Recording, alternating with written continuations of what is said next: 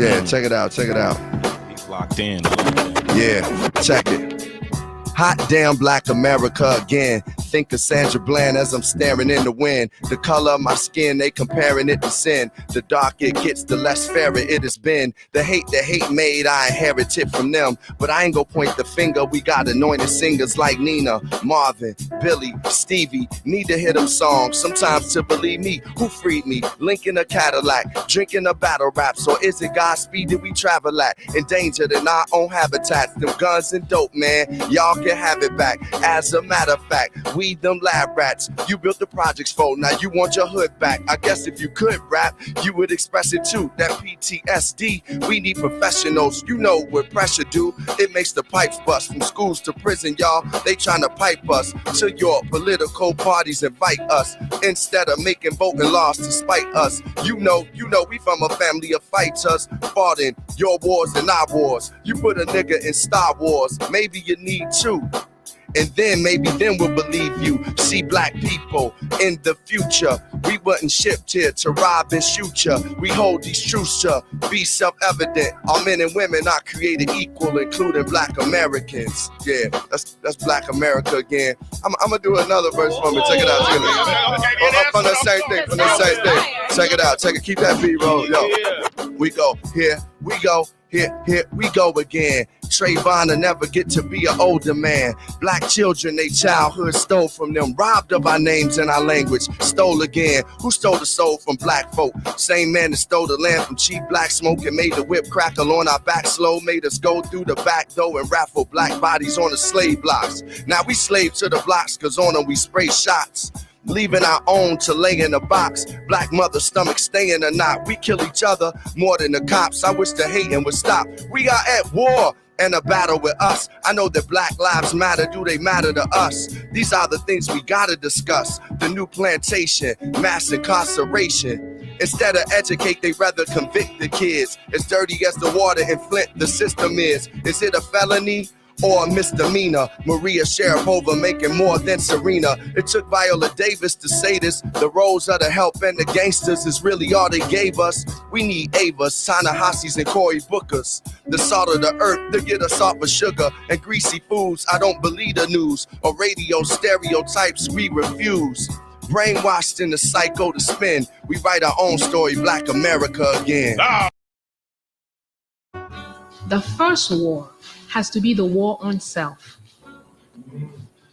You and me and him and she and her and him need to know the white man is living inside of you.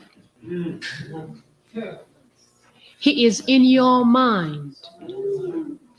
With every book you studied in school, he snuffed inside the tiniest little crawl, this little fit in your head.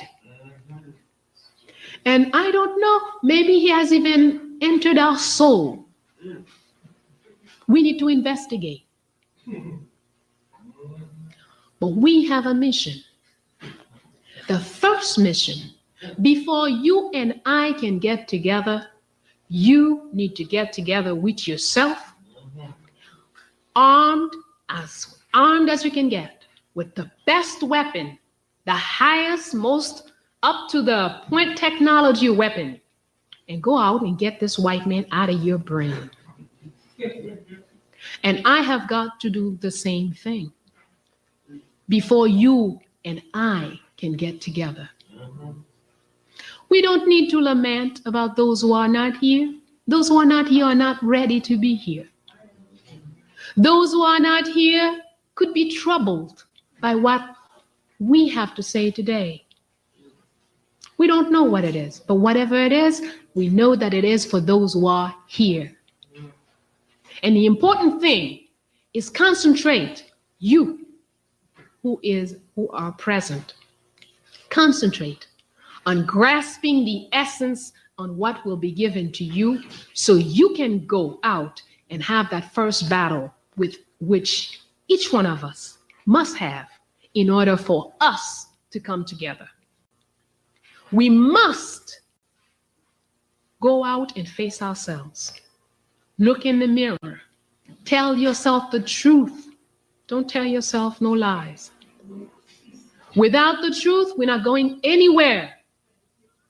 Ilimu.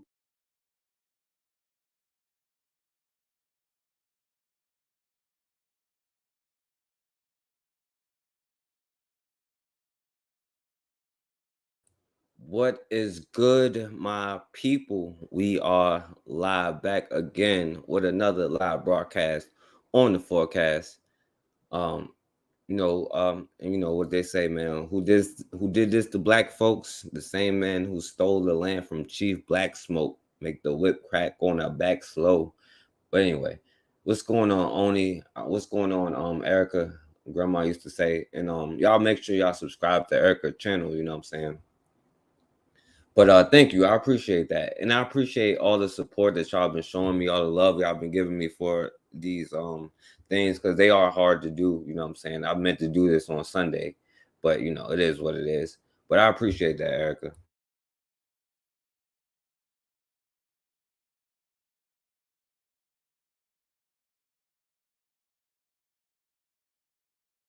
So I'm gonna do this. Thank you, Buwan. I appreciate that, my brother.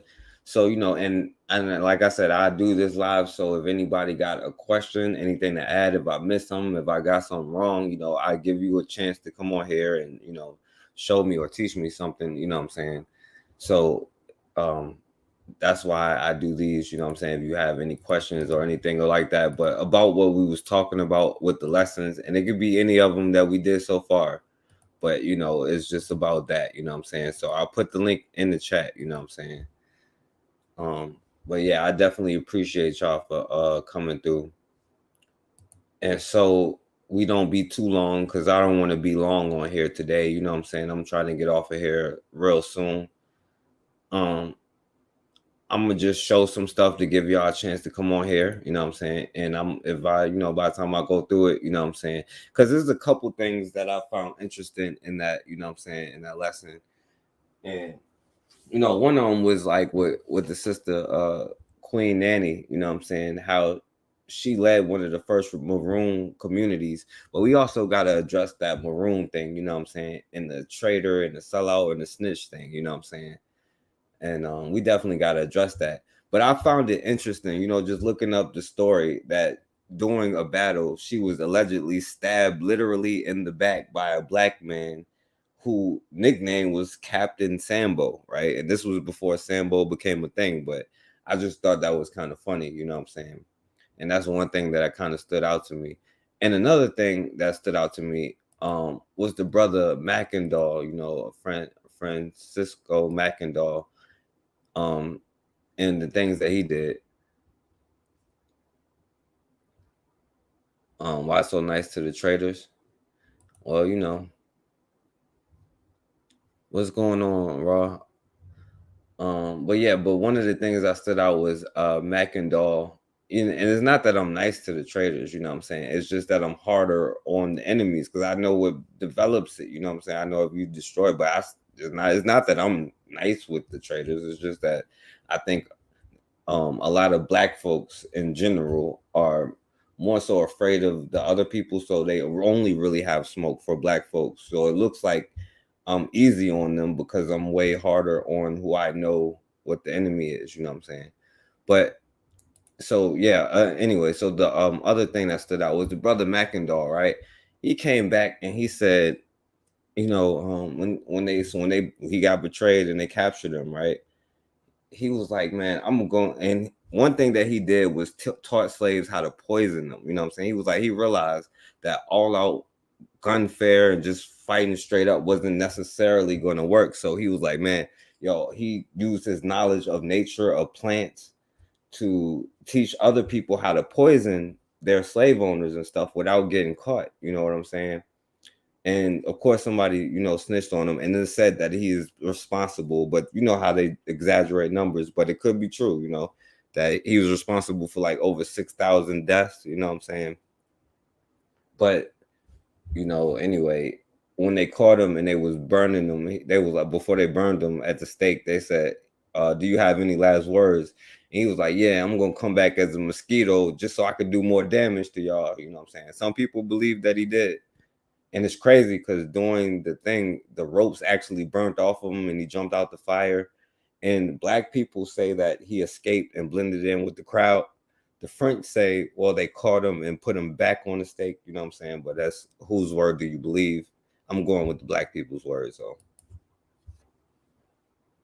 Good evening, ladies and gentlemen. We have all heard of the strange rituals known as voodoo. And this weird practice is to be found in that little-known island of Haiti, the land of the Mad Emperor. Now, very few tourists ever get the chance to see voodoo in its most frenzied aspects. It's said that the people there put spells on themselves so that they become other people, or they can hold red-hot burning coals with their bare hands, or they can even put a curse on you. Is it hypnotism? Is it frenzy? Or is it just an exaggerated mambo? Well, our guest tonight, Mr. Stanley Dashew, became involved with voodoo and brought back proof on film of what he had seen. In a few moments, we're going to meet Mr. Dashew. All right, so Mackendall, this would okay, I'll just say it. So you know, after they hurt one of the people we love, so he was one of the most powerful speakers, you know what I'm saying, and a healer, because he was able to also use plants to heal other people, you know what I'm saying. But for 12 years, I'm trying to get to the part where he came back. So he said to spread the message that every enslaved would have their freedom, right? And, so he poisoned the water wells and, he raided plantations. He taught other people how to, do that.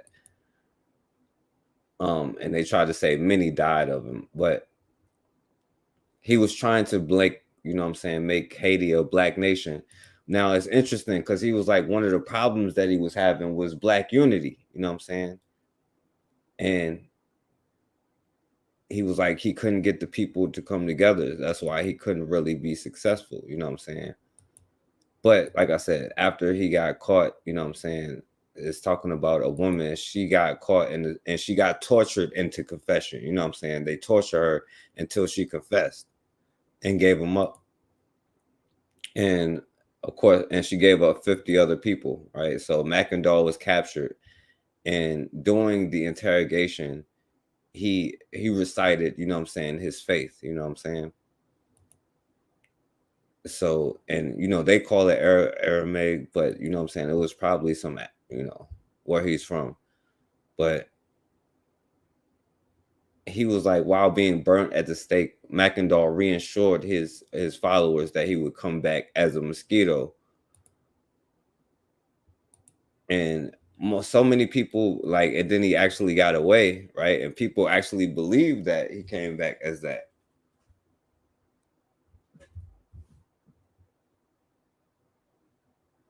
All right, Raw, they don't understand, you know what I'm saying? It's just because I'm harder on the enemy. It seems like that. But, that was Mackendall. I wish I had a better video, but it's not like a lot of information on the dude that, well, it is like, it's a whole documentary, but, it's a documentary and I ain't finna play no documentary. But anyway, so he trained these people to fight back on some guerrilla warfare stuff, just not head up, use their minds to be able to fight back, right? And so some people say he escaped, and then 30, 40 years later, we heard about Duddy Bookman, you know what I'm saying, and what happened with him. So, oh, damn. And as soon as I set foot in Saint-Domingue, I knew I had a mission to fulfill because I had an intellectual advantage over the other slaves. So I began to gather them to teach them to read and write. That's how I started my fight. Like Mackendall before me, I waged a fierce struggle for the freedom of my people. I drew on the power of Vodou religion to inspire my enslaved brothers and sisters, culminating in my pivotal role in the Bois Kemen ceremony on August 14, 1791. That night, the blood of the sacrificed black pig flowed in our veins, giving us the strength to break our chains and fight our oppressors. Leading my troops with courage neatly, however, my sacrifice was the catalyst for a liberation movement that eventually led to the independence of Haiti a few years later. My life was short. Now, see the thing about this, right? And it's interesting with the whole Duddy Bookman situation too, right? But that's where earlier they was playing this whole your people is, I don't know, man. Yo, they don't have a lot of good videos on this stuff that's not like 2 hours long and somebody giving a lecture or something. You know what I'm saying? And I don't want to do that right now. So that's why I even stopped it. But anyway, you know, this is about Duddy Bookman and whatchamacallit, right? So like, yo, you notice, right? And the thing is, he said, because I wanted to show the prayer, but I already showed that, so I didn't want to show that again. But he was like, yo, the white man gods call upon them to commit crime, right? So you gotta trust in yours to like be able to call on like what you believe in and get rid of that white man's god that may or may not be in your mind. You know what I'm saying? But it's interesting that they call your stuff devil stuff, but I guess to them it technically would be because it's against what they whatever. Now I don't say anything is God or the devil or any of that kind of stuff. You know what I'm saying? But so they also try to make voodoo look like this kind of crazy thing, you know what I'm saying? Like, oh, it's devil worshiping. Well, yeah, of course, if they're gonna rise up to get the slave, get you from stop committing crimes is the devil, right? I wonder which one is the devil and which one is it, you know what I'm saying? If committing crimes is the, you know what I'm saying, because God tells them to commit crimes, but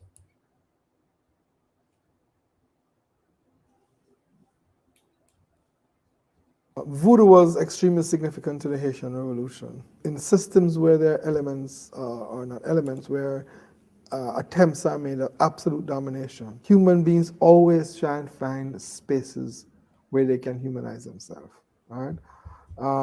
And within the system of racial slavery and colonialism in Haiti, voodoo became the terrain on which this humanization occurred. Therefore, voodoo was not just a religion, it was a system of thought. It was a way in which people reconfigured their world, made sense of their world. How voodoo operated, and this is, I think, is fascinating, is that we know that voodoo has no central text. Okay? It's not written down. It's not a religion that has a book where you can go and, you know, and read and so on. It means, therefore, that the planter and the master does not have immediate access to its meaning. It therefore means it can be organized in a certain way. As a religion, it can take on political meaning. And it means that people can begin to think about certain things about slavery, how to overthrow it, about their own life and so on, without in a way that does not allow the master to have access to it. It allowed the people who were central to the religion, that is the priests and so on, to become political figures, because within the African tradition, in fact, political figures are also religious figures. So I think when you put those things together, then you could see the centrality of the religion to the revolution. now, I mean, I know some people like I said, man, I'm not even gonna go deep on this topic, right? You know what I'm saying? Well, I'm not gonna even say, but I understand how it works sometimes, you know what I'm saying? Oh, it was supposed to be on the right part, but I forgot. Let's see.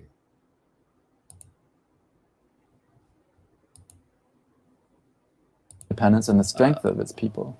The first were passed under a brutal U.S. military occupation. I forgot what part it was. Marines land in Haiti to battle Haitian bandits. Oh yeah, okay. I got you. An earthquake nears completion of its second week, one thing has become abundantly clear. Right. Oh yeah, because now, you know, and of course we know, like, well, Haiti went from the richest colony, you know what I'm saying? And I didn't even talk about the whole Haitian Revolution, because like with Toussaint and the French thing, but you see, like, yo, all of this is the devil's curse, and like we're cursed. Like, no, it's none of that. You know what I'm saying? Like, well, if anything, black people is way too nice to their enemies, and they don't see, like, I guess we don't understand after all of this time. I don't understand that. That might be the one thing, but I mean, like, they didn't used to do this, you know what I'm saying? But it went from the richest colony to the poorest, and now they're trying to say that it was this voodoo thing and their ritual to the curse is the reason why they're in the shape that they're in. Like the devil's curse is actually them because they did it to them, if that's what they're saying. But they're trying to say that, you know what I'm saying, voodoo is the reason why Haiti is, because they sold out for voodoo that time, you know what I'm saying, when they went against us good white folk, you know. The island nation of 10 million is one of the poorest countries on earth. Haiti was already the poorest nation in the Western Hemisphere before the earthquake struck. 8 out of every 10 Haitians are living in poverty. Less than a third of them have formal jobs. Most get by on less than $2 a day. The Real News spoke to Danny Glover, actor, activist, and director of the upcoming film Toussaint, which depicts the life of Toussaint Louverture, a key leader in the Haitian Revolution. Why is there poverty in Haiti? And there's outlining reasons why there's poverty, many reasons why there's poverty. We have to understand this history. If we don't understand the history, we're bound to have a misinterpretation and blame. We become very good at, doing, in this crisis. And that is in some... Certain media outlets have attempted to explain how Haiti came to be so poor. Pat Robertson caught the attention of many with his atrocious account. They got together and swore a pact to the devil. They said, we will serve you if you'll get us free from the French. It's a true story. And so the devil said, okay, it's a deal. And they kicked the French out. The Haitians revolted and got themselves free. But ever since, they have been cursed by one thing after the other, desperately poor. Haiti changed. Yeah, Clinton to Biden to this dude here, cursed by one thing after another. Well, until they come to their damn senses and realize what the curse is, and then realize you could kick that curse up out of here because it's like some actual tangible stuff going on here. But at least they had some stuff that got them up off of them, you know what I'm saying? But anyway. Change the way people work. We used to have a workforce called free workforce, where people see you on the street, they look at your color of the skin, and then they brought you to work for free. That's what the slavery system. And because of my parents, that's changed today. Haiti play a role in the world, Pat. You can't forget that. You cannot take that away from us. If it is that, because of that, you said, we have a curse, we have a contract with the devil. No, my friend. We got the freedom from God, because God created everybody equal. But while most of the... All right, I'm not going to say what I was going to say. Maybe. No, he is one of them, they kicked the French out, you know what I'm saying? I don't know. He's not saying that because he is just like Clinton, But, I mean, the deal with the devil was, you know what I'm saying? We understand, and we're still making that deal on low key, though. You know what I'm saying? And he didn't really have to explain that. But as like Duddy Bookman said, right? Like their God calls them to commit crimes. Like which one is the God and which one is the devil? Your God is supposed to get them up off of you from committing crimes and raping your women and children and stuff like this. You know what I'm saying? Their God commands them to do this, right? They literally put it into law with the doctrine of discovery and all of that. But like that's their God who said that this colonialism is manifest destiny, right? But you know what I'm saying, of course, like, and that's what you got to understand, you know what I'm saying? Their God is probably your devil. The media refrained from claiming secret deals with Satan. The dominant explanation for the poverty was the same as Robertson's, that Haiti's misfortunes must be the result of some kind of supernatural damnation. Yeah, it's called them. Yo, it's called them dudes right here, right? Like, how about like France trying to rob them of everything that they have, you know what I'm saying, just because they got themselves free, right? Or that damn, like, we got, like, because we can touch on since we're in the Haitian category, this mulatto thing going on in here, you know what I'm saying? Because as the sister who spoke at the beginning would say, everything has a soul, you know what I'm saying? And that makes something new. It has a different kind of tune as you. But I mean, how that brought you down when it came to that. But yo, let's ignore how they gave French all of this money. Went from the richest to the poorest, you know what I'm saying? After they gave in to their devil. But it's interesting when they did, that's the time when people created a black nation. And today we scared to do that. There's an old saying that goes, if it wasn't for bad luck, I wouldn't have any luck at all. It's an expression that certainly seems to apply to the people of Haiti. This is a country that was created as a result of slaves revolting against the control of colonial powers. The French. The French. And they never really were able... French, Spanish, and British. ...to move away from to have a functioning state in an effective way. The birthplace of voodoo and land of the zombie, Haiti appears to be a nation cursed. The Real News spoke to Peter Hallward, author of Damming the Flood, Haiti, Aristide, and the Politics of Containment. The role that now it's irrelevant what they say, right? But it's unfortunate that a lot of our own people, because like Dudley Bookman said, like you have to get away from their God or whatever, because their God calls for you to commit destruction on yourself. You know what I'm saying? That's literally been the call of their God. You know what I'm saying? Now, I'm not even putting no name on it or anything that anybody, whatever. I'm just saying, like, there's no way that you can pray to the same God as the KKK, because whose prayers are they going to answer? Unfortunately, it hasn't been yours too consistent. But anyway. So, oh yeah, man. So Tucson. And this is a lesson that, you know what I'm saying, maybe people should learn, because this is an unfortunate part of it. But it's a lesson that we can learn, because Tucson was like, yo, I'm a Frenchman, you know what I'm saying? But unfortunately, right, we can't even see each other as whatever. That's why we so busy trying to be anything but ourselves, right? We can't even build it up. So you think somebody going to accept what it is, you know? And it's interesting that we'll be like, well, these non-black people are black, but I'm not black. Like, it's crazy to that point. But with the lesson with Tucson, right? You know, they betrayed you because they're not there to be your friends, right? And that's what even made the mulatto class even be like, all right, yeah, we got to stick with the black people, because like when we get to it, you know what I'm saying, when they sent that other general over there and he started, you know what I'm saying, you know, going crazy on everybody who was not them, right? The embargoes, taxes. Yeah, I mean, we understand why they do what they do, you know what I'm saying? But this is also what we have to understand, right? Business is business. That's one thing. But if you can get your emotions out of it, you got to realize, man, until you're building your own, like you're at this point, you know what I'm saying? You want to call it whatever you want to call it, but we'll just say Haitian. I'm not Frenchman. I'm Haitian. I'm a Haitian man. You know what I'm saying? I'm the Haitian leader, not trying to fight over who I'm an ally with.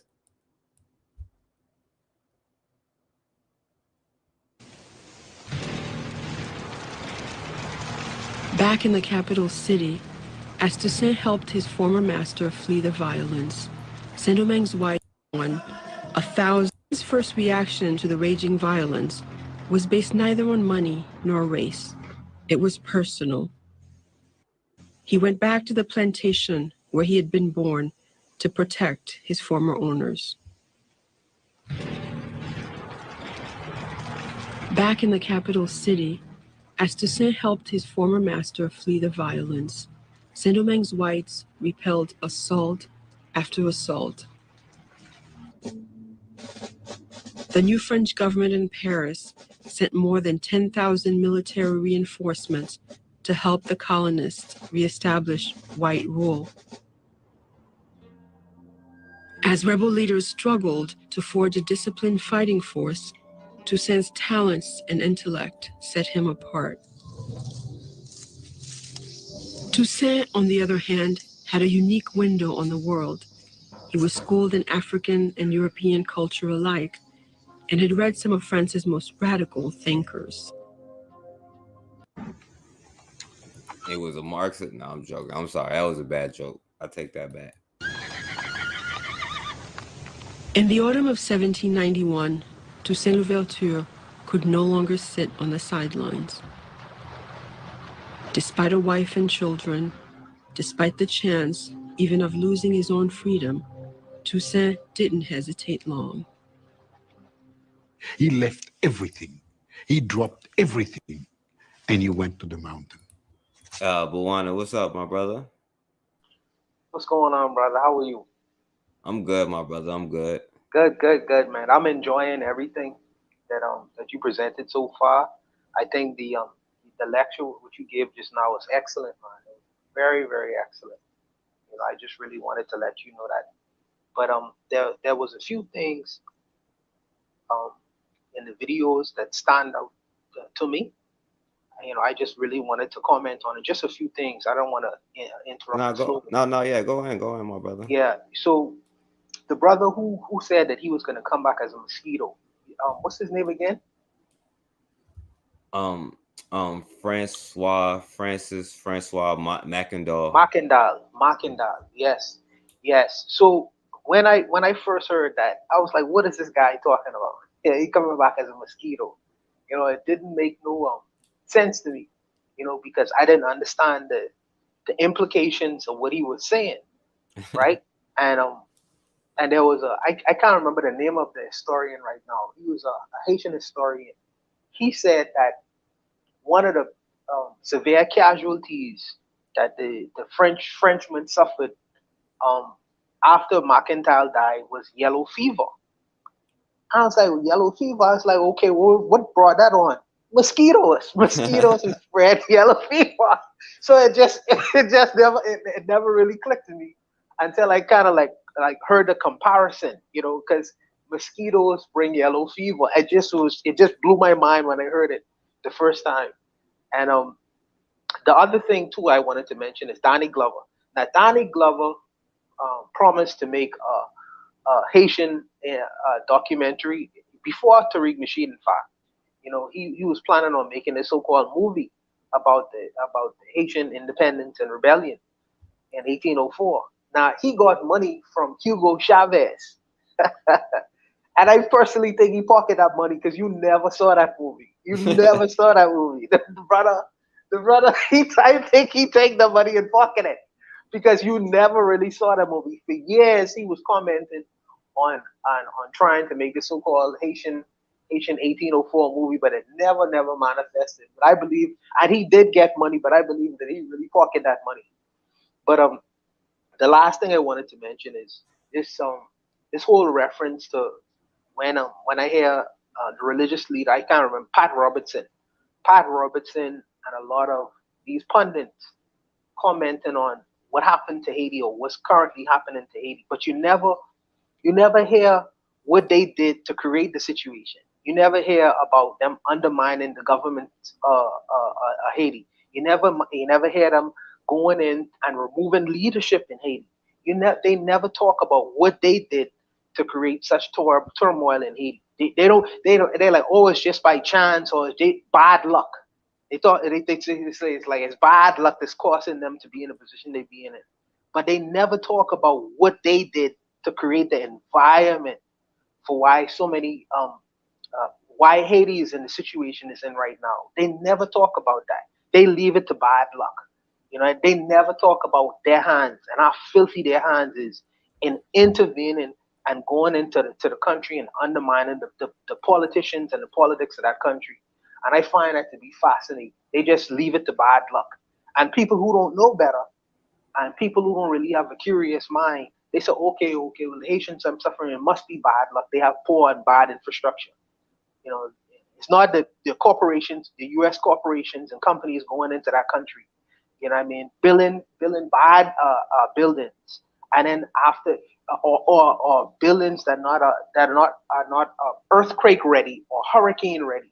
So when you see hurricanes coming, they just destroy the infrastructure in Haiti and things of that nature. They never talk about what they in fact do to create the situation, let alone the Haitian officials and politicians themselves, because their hands is just as dirty. And I believe in personal responsibility. But their hands are also dirty as well. Hillary Clinton promised billions of dollars after the earthquake to Haiti. And many people contributed to the Democratic Party or contributed to Hillary Clinton because she said that she was going to contribute billions of dollars into Haiti to build infrastructure. And Haiti is yet to receive those kinds of funds. So these kinds of things, man, I think that it's just interesting when they comment. It's like it's just bad luck, and they just happen to be in an unfortunate situation. When the reality is that they had some contribution in causing Haiti to be in the situation that it's in right now. But like I said, I don't want to get on a rant. I'll stop right there and just let you rock, brother. But great show so far, man. Oh no, yeah, definitely. And first of all, like what you said to the brother McIndoe, like yo, that probably was one of the hardest things that I've heard. You know what I'm saying? That anybody say their last words, like yeah, I'm gonna come back as a mosquito. You know what I'm saying? And that was pretty hard. But and also the way that he did it. But yo, with the Haitian thing, like yo, you absolutely right. They don't talk. Of course, they're not gonna talk about it, but they do more than that. They say, well, you sold out and you did this voodoo thing and you sold out to the devil, and these are the consequences. Now, what they leaving out is they are the ones doing the devilish stuff. But it's like Bookman said, you know what I'm saying? They their God told them to do crimes, you know what I'm saying? Your God is telling them to stop doing crimes against you.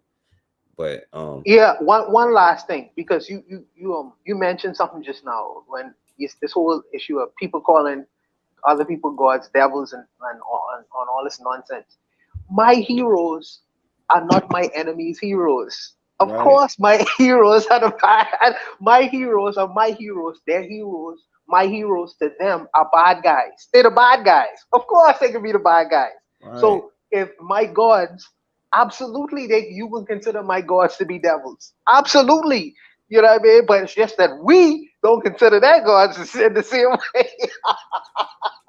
Right, you telling me that we would never consider JC to be the devil. You know, JC gotta be the devil.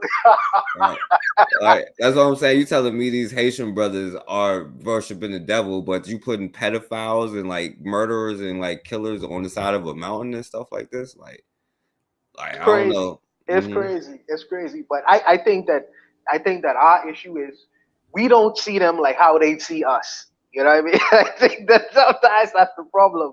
I think that it should be across the board. Since you consider us and our religions to be devilish, it's interesting that we don't really look at you in the same kind of way. But I don't know. I guess that's just how Black people are. We see the world in a different light. But like I said, I'll stop there, brother, and I'll continue to listen because I'm still doing some work right now. So.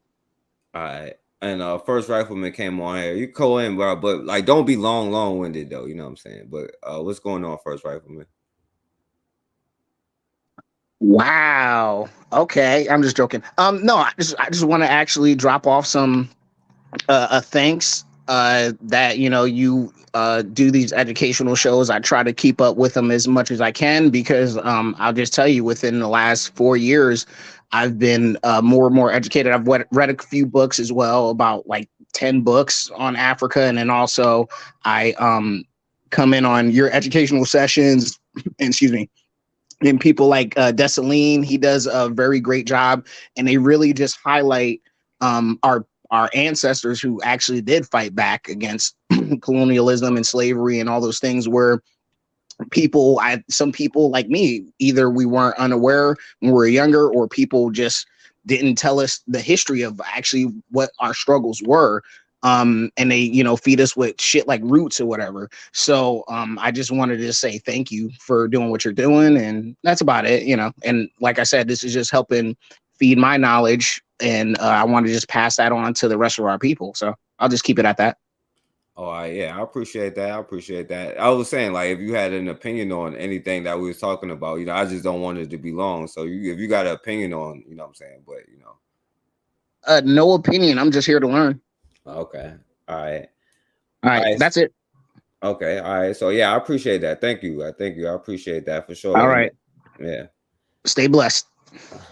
Okay. Not in the Christian way. No, I feel you. Thank you. Yeah. All right. Thank you. You too. Yeah. Yeah, boy, definitely. What's going on now, my X? All right. And that's the thing, because I wanted to get into the maroon thing. It was like a few topics that I thought was interesting, but I want y'all to come on here, but also like not make it long too. So if y'all want to come on here, y'all definitely can come on, you know what I'm saying? And ask any questions that you want.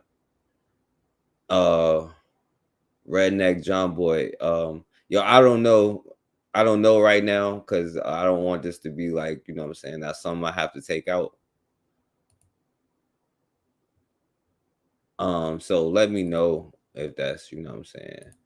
I'll stop sharing it and then, okay, I got you. All right. Yo, what's going on, Hey, bro? how you doing? How you doing, forecast? What's going on? You know, man, I really like tuning in to your stuff. You say you I see you trying to help your people, trying to give them some type of education, and that's good. That's real good. And I saw the other guy, A.F. Ara, I think the American First Rifleman.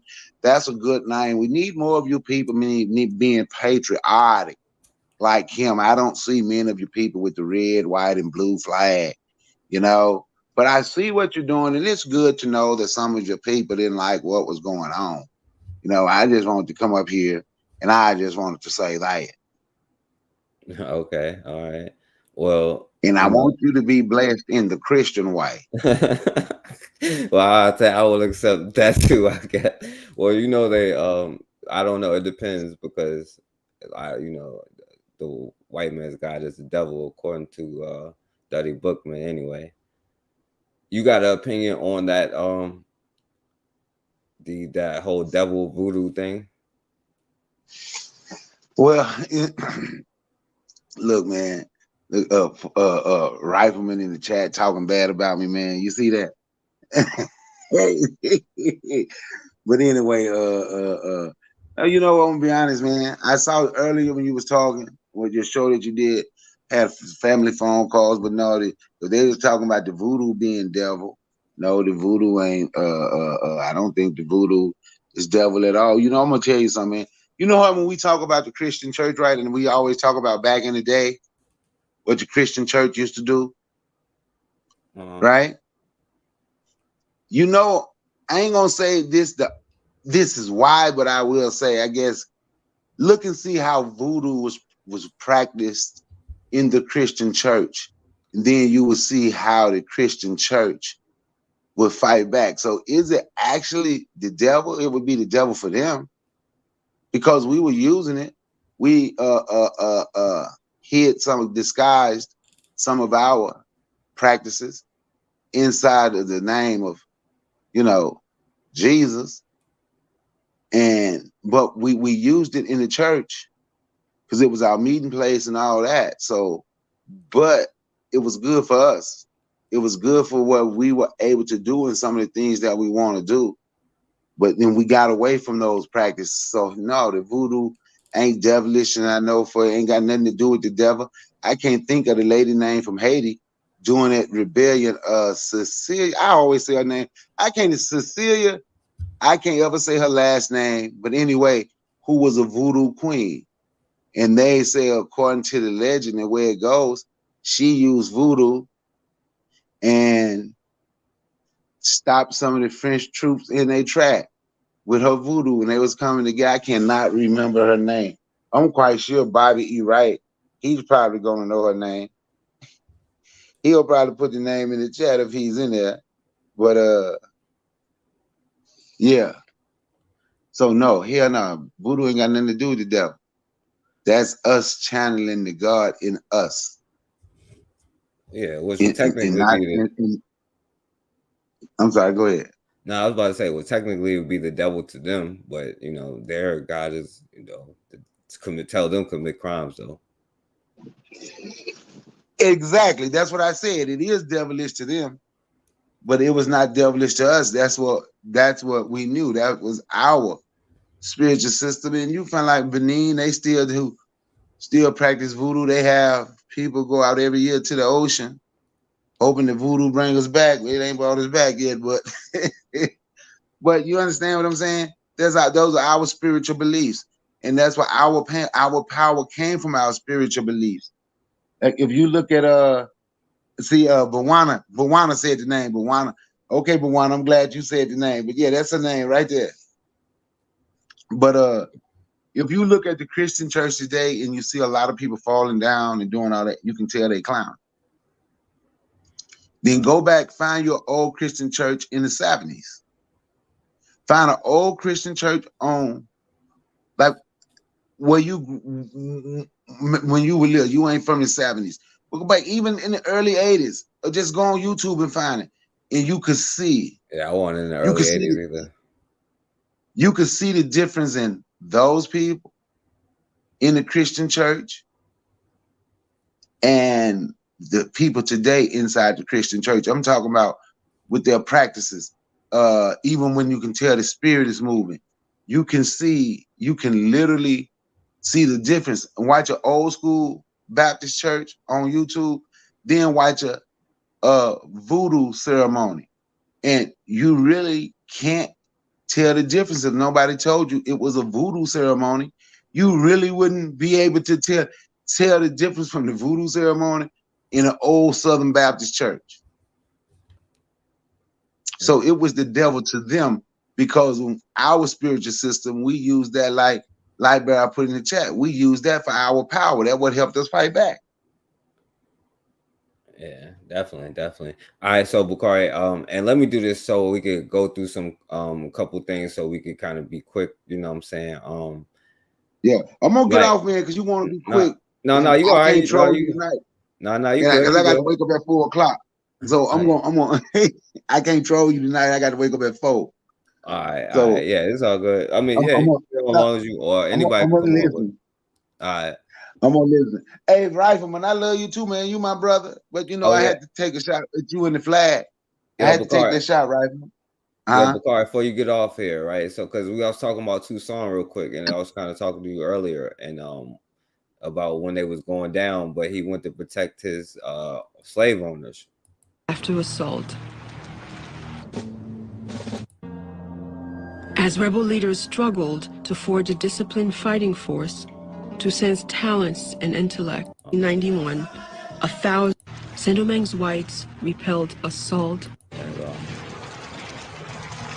Back in the capital city, as Toussaint helped his former master flee the violence, Saint-Domingue's whites repelled assault after assault. So yeah, he doing that. He made sure that his people wouldn't get off. You got an opinion about that?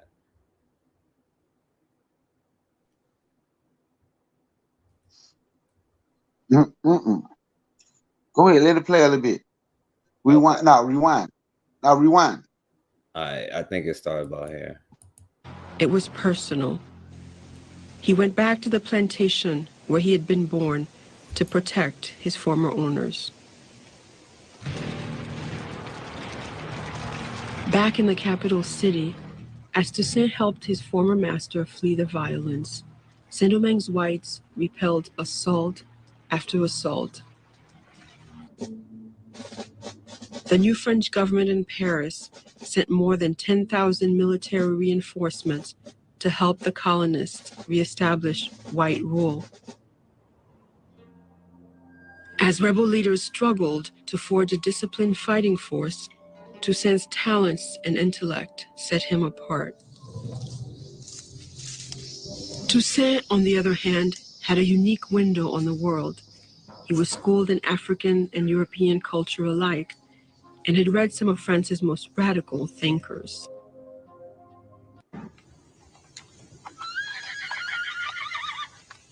In the autumn of 1791, Toussaint Louverture could no longer sit on the sidelines.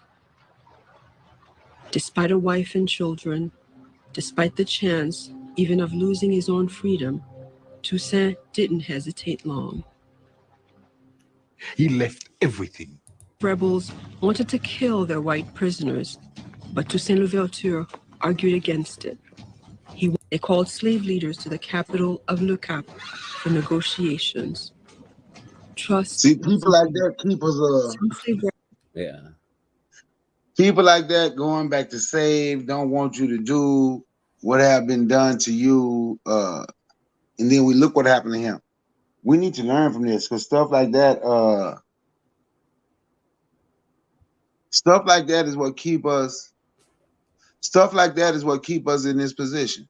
That sellout tribe is big, man. I'm being honest. The sellout tribe, people talk about an Igbo and a Yoruba and a Ashanti. Man, the sellout tribe bigger than all them, man. And we're gonna have to do something about this damn sellout tribe. Even if they're not as big in numbers, they big with the stuff they can do. And I ain't necessarily calling Toussaint Louverture sellout, but he was kind of okay as long as he could share some stuff with the French. He really wasn't gonna try to pressure them to give more to blacks. Maybe they came to the Africans over there. If you read it, and from what I've seen, like he really wouldn't. Once they, all he wanted was him and some people fair treatment, and wanted to be equal to French, but the system and what they was doing, he was not. Just like he argued against them killing them, he was not 100% against that because he wanted to be them. All right. Yeah, and hold on, I'm gonna play just this couple seconds of it. Rebels wanted to kill their white prisoners, but Toussaint Louverture argued against it. He wanted the whites returned to Lookout as a gesture of goodwill.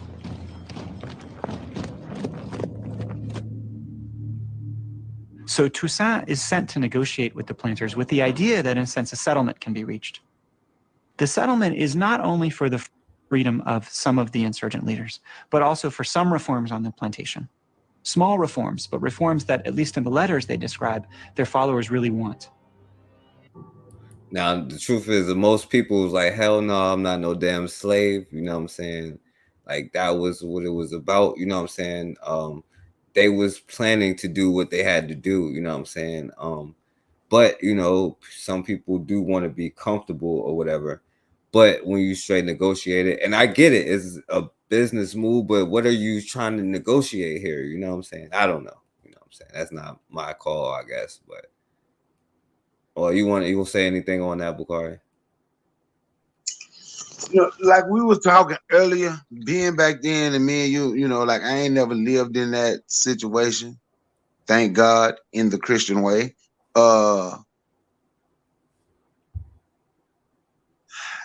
I try not to judge and be way too harsh. I don't want to just say he's straight out part of the sellout tribe, but he did do some questionable things, right? Like I'm putting in the chat. Like I put in the chat for AFO, he was talking about being civil go a long way, but those same people in prison and killed him. Those same people he was being civil with. And it's, you know, so yeah, and he was I'll say tap dancing, like Oni said. He wasn't necessarily part of the set, but he did a whole lot of tap. He was tap dancing pretty good. Pretty good. Well, yo, and I ain't even talk about the whole thing. That's why I ain't even bring up like Dessalines and then like, you know, what comes afterwards. And, you know, the sister earlier was trying to put in a good word. Like, you know, he tried to argue for Dessalines to be put in a position of power and stuff like this. Like, you know, it's, you know, I don't know. I'm just saying, like, yeah, like y'all saying, like, what has these negotiations gotten you? You cannot negotiate with the psychopaths, especially when you're only trying to be like, yo, just a few things to make us comfortable on the plantation. Black people was like, no, I'm not no slave, like, for the most part.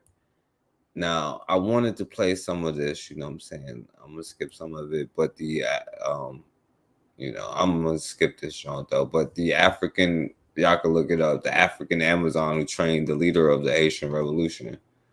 But I'm going to skip it, right?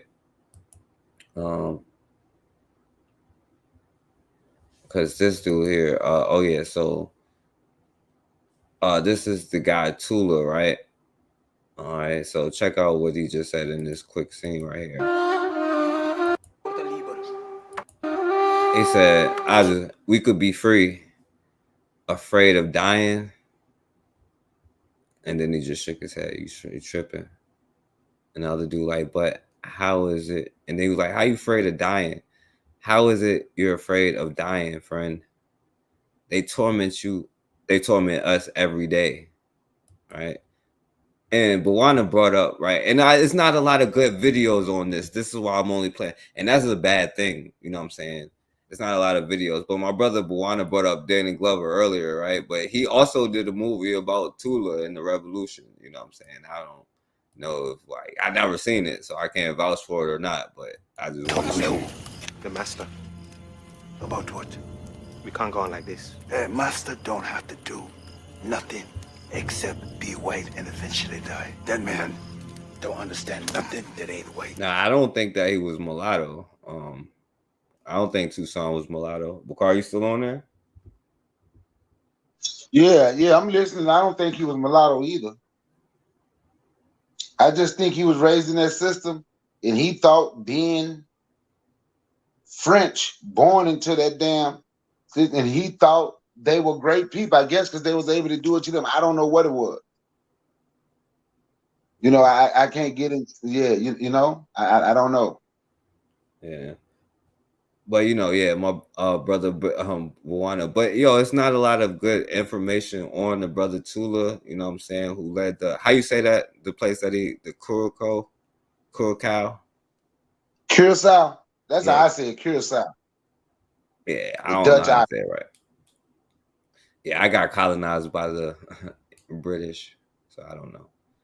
But anyway, so right, this is really what I wanted to show for the most part, though. The last battle of Queen Nanny, right?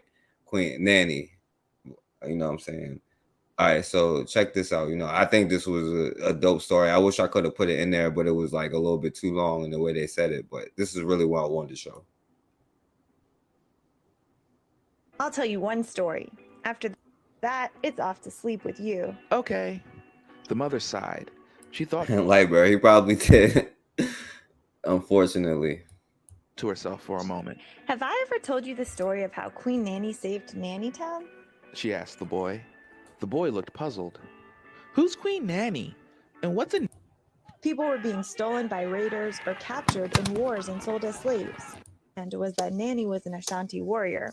She was skilled in both military combat and the mystic arts of Obeah. It was not long before Queen Nanny left that plantation in flames. She and her brothers led other runaways deep into the mountains of Jamaica, where she built Nanny Town. The mother's smile was spreading across her face. In Nanny Town, formerly enslaved Africans and the native Arawaks built their own society of rebel warriors. They were known by the British as Maroons. And you know what? Communities of Maroons, or runaways, existed throughout the New World, in places like Brazil, Haiti, Suriname, Cuba, Puerto Rico, St. Vincent, Guyana, Dominica, Panama, Colombia, and Mexico. There were even Maroons right here in the United States, in Florida and the Carolinas. Anyhow, Queen Nanny protected the Maroons at Nanny Town for many years. She also led missions to bring others to freedom. Nanny and her brothers destroyed countless sugar plantations, freeing people, starting rebellions, and stocking up on needed supplies. Queen Nanny was feared by slavers all across the Caribbean. The legends of her military prowess echo even... You said I don't have to pay $1 million to learn this. No, my brother. And I'm learning from y'all too, you know what I'm saying? You don't have to pay to learn any of it. So, and exactly, Viral Drip. And, yeah. To this day, my dear. The mother patted her son's cheek. Her smile had dissolved into a dreamy... All right, so listen to the last battle of Queen Nanny. They negotiated with the Maroons. Very tricky they were. But in the Speaking of negotiation, y'all, very tricky they were. With the Maroons. Very tricky they were. But in the end, they swore they wouldn't allow a leader like Queen Nanny to interfere with their efforts to control Africans on the island. They attacked the Windward Maroons many times, but they could not take Nanny Town. You see, Nanny was a brilliant strategist. She had built her village atop a high ridge overlooking the Stony River. There were only a few ways to cross the river, and the Queen controlled them all. The main path was so narrow that for an army to attack, they had to line up in rows of 2. It was easy to stop an enemy who could only advance 2 at a time. And Nanny herself was the best weapon of all. Legend has it that the Queen never missed a shot on the battlefield. She could take down an enemy soldier from a mile away. People claimed she knew what the enemy was going to do before they did it. The mother breathed deeply. All of a sudden, this claim she knew. And continued. It was a cool day in the Blue Mountains. Nanny was enjoying her hike across the dense forest from Cujo Town. She had been visiting her dear brother, whom she hadn't seen in quite some time. Between cups of spiced rum and now listen to this part of the story, right? Trays of sweet fruits, Cujo had offered her a warning. Beware, dear sister. The British have become more desperate in their attacks. They want nothing more than to destroy what we have built. I believe in you. Cujo continued. But I've heard reports from our brother, Akampong, that the British have started using paid soldiers from Africa, mercenaries who would attack their own brothers and sisters. Queen Nanny thought about her brother's Let me words. run that back one more time, yo. And jump car, you can jump in anytime, but yo, matter of fact, you should listen to the story, but you can jump in too, though, if you want. Cujo continued. But I've heard reports from our brother, Akampong, that the British have started using paid soldiers from Africa, mercenaries who would attack their own brothers and sisters. Queen Nanny thought about her brother's words as she walked home. For the first time in a while, she was worried, and not for herself. She worried for her beloved Maroons. Nanny sensed something amiss when she reached the gate of her village.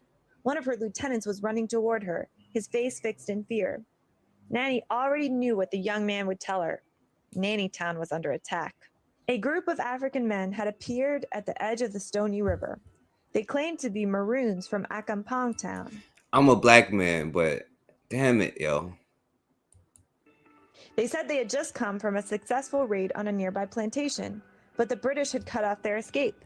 They claimed they had come to Nanny Town for help. As soon as the men forded the river, they attacked. Oh, my bad, yo. They were the Black Shots, a group of African soldiers who were led by a man known as Captain Sambo.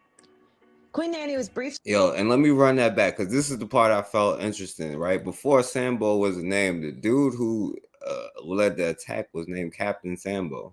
To Nanny Town for help. As soon as the men forded the river, they attacked. They were the Black Shots, a group of African soldiers who were led by a man known as Captain Sambo. Queen Nanny was briefed on the situation by her generals. Taken by surprise for the first time ever, the Maroons could not stop the advance of the Black Shots. They would be at the village center at any moment. Nanny's generals urged her to turn back, around, and escape into the mountains. Now, this is my spooked out theory. Maybe that's where Sambo came from. You know what I'm saying? That means a sellout. You know what I'm saying? So now we can use it, Captain Sambo. You know, so it's a legit term from now on, I guess. They told her that even if Nanny Town were to fall, she could start a new society somewhere else. Queen Nanny refused.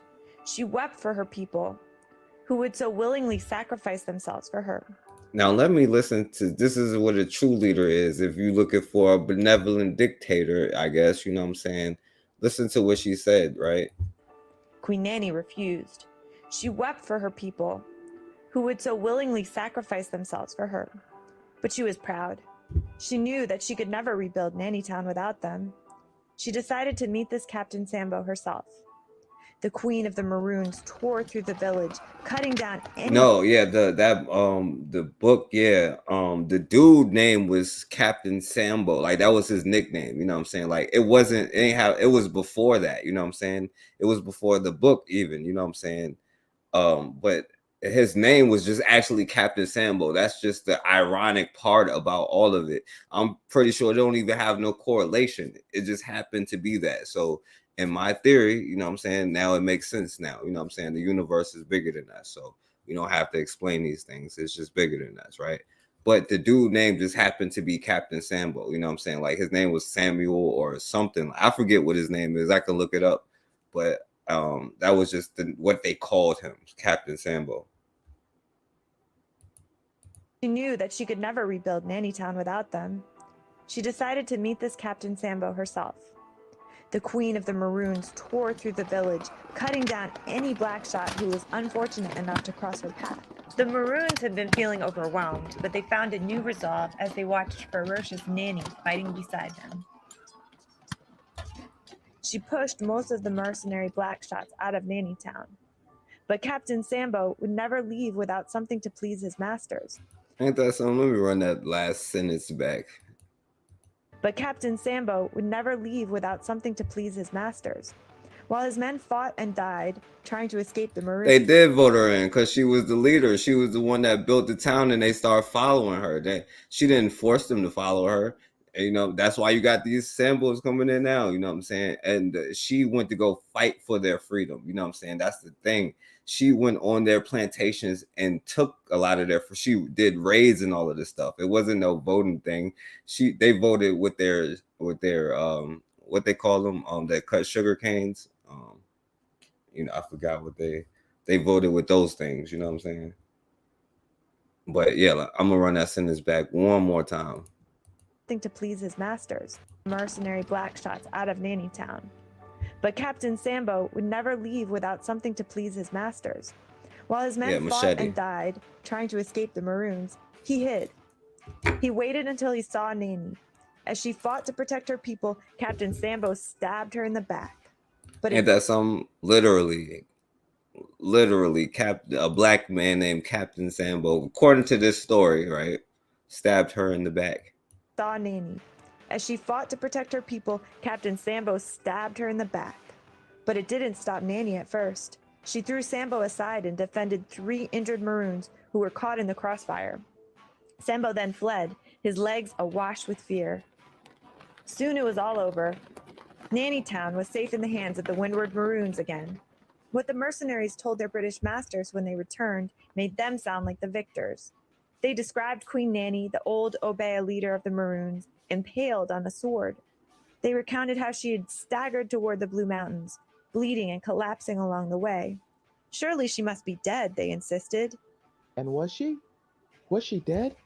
Asked the little boy. The mother continued carefully. Well, that depends on who you believe, my son. Some say Nanny died that day, and that her death only made the Maroons fight harder. If you listen to Captain Sambo, she died that day. But that still only made the Maroons fight harder. No one saw her in Nanny Town again, but her memory inspired the Maroons to hold off the colonist forces. Finally, the British gave in, and in 1739 they signed a treaty in which they granted the Maroons their land. Nanny Town, or Moortown, lives on to this day. Now, I'm gonna tell you a part that she didn't say, black people, according to black people, she definitely didn't die that day. You know what I'm saying? There's reports of her living at least to the 1740s, but I seen some 1751, 1760. So that she definitely did not die that day. But Bacario, what you think about the story of Queen Nanny and Captain Sambo stabbed his sister in the back as she fought for her people, with her people? But she also said, even if you have this dictator, you know what I'm saying, she said, there is no me without them, you know what I'm saying, pretty much. Well, you know, and that's the truth, and there was no them without her. The fact of the matter is, what Queen Nanny did was great. We need to catch these Sambos because they still out here today. But it's amazing, man. And all they got to do is give us a piece of corn. You're gonna eat your cornbread. All they got to do is give you a piece of cornbread, and you'll be okay, man. It's and you know, and you see your people fighting to be out of this system, and you've been raised in this system, and the system have you so well, you're okay with it. You're okay with being in this system, and I think that is that's me, and that's us. You know, I just, that's crazy. I don't know, and we still got people out here doing the same thing today. But before I go, man, I got one place I want you to do forecast. See if you can find the research. Now, if you want to start, I can send you something to help you get a good start, right? But I want you to do a colony. I'm calling it a colony. A colony of freed Africans that fought their way out of slavery, that a lot of people don't know or haven't talked about, right? Look up the one called New Africa, Mississippi, and see how long their colony lasted and what they did. And that's something great for you. That would be good for what you're doing, what you're talking about. Yeah, definitely. I got you, my brother. I'll send you. I got one book on it. Cause I'm gonna tell you something I learned, right? And I heard some on this other channel that I listen to sometime, New Black Knowledge, and they said something, and I just tried it one day. They say wherever you are, and you see a street name, and you can't pronounce it, and you wondering where the name come from, say Google the street name. Just Google the street name, and you Google the street name, and you will find history on the street. And about a day later, as I was riding through a place called Clarksdale, Mississippi, I saw a street called New Africa Road. And I just Googled New Africa Road, and this history came up about how slaves in the 1700s fought their way to, and you can even find an old Union map, and you can see where New Africa, Mississippi, was on there. They never, they never enslaved them again, and they built them a free society. Of course, they cut other people off to keep them from running there. You know what I'm saying? But they built that free society in like 1780, and they were never, none of them was ever captured again. None of them. And you know it's crazy because you and Bobby be giving, and it's so many. That's how many stories. I thought I knew a lot of stories, but I don't even know. Well, actually, I know I don't even know a half of the stories. Maybe not even a fourth of the stories. You know what I'm saying? Because especially when you and Bobby be putting me onto different things all the time. You know what I'm saying? Like, but that's the thing. Like, we don't even understand how much, like, earlier, you know, me and Erica, I was telling her like when we were saying to each other, like, man, I don't even want to use the word gangster or whatever. The way that our people was willing to stand up back then, you know what I'm saying? We aren't even half on that level right now. You know what I'm saying? Like, and just like the brother, they thought Mackendall came back as a fly or a mosquito or whatever. You know, they thought also was say that Queen Annie never died, or she came back as some other kind of thing to like wreak havoc, you know what I'm saying? Or she's like, you know, they kind of made her like a mystical kind of figure, you know what I'm saying? That never kind of, nobody actually seen her die kind of thing, you know what I'm saying? So like, but, and I just think that with that whole story is interesting that you come up with Captain Sambo, right? A black man who literally stabbed a black woman in the back as she fought for her people, for the freedom of black people. And his name just happened to be Captain Sambo for the story, you know what I'm saying? And, you know, that's just crazy, you know what I'm saying? But, you know, when I look it up, You're it right, it does, is. you know. You're right, it is crazy. I wonder if there's a Captain Ruckus. Because Uncle Ruckus got Odds to have are an it origin is. story. Odds He are it got to is. have a I said most likely it probably is with the amount of people. yes, indeed, man. But I'm gonna get off here and listen, because I don't want to fall asleep on you. Like I say, All man, right. I got to get up 4 o'clock in the morning. Now I got me some push-ups and whatnot.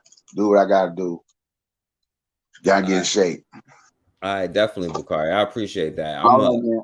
All right, so I'm gonna go through it quick, you know what I'm saying, and I'll put the link in the chat, but I'm gonna go through the rest quick, you know what I'm saying? Because one other thing I was gonna talk about was the Dominican, because that's something I mentioned, the Dominican and Haitian divide, you know what I'm saying? So and because I kind of mentioned where that came from, you know, with that treaty that Hispaniola into Dominican Republic and split it into you know, Haiti or whatever. And then brothers still today debate and argue over all of that. So, but anyway, let me keep going real quick. I'll just go through the rest quick then so I can wrap it up so it's not too long. Because I definitely don't want to be too long. All right. Oh, now it's freezing, so hold on. Well, now it's not coming up. All right, so hold on, let me get it.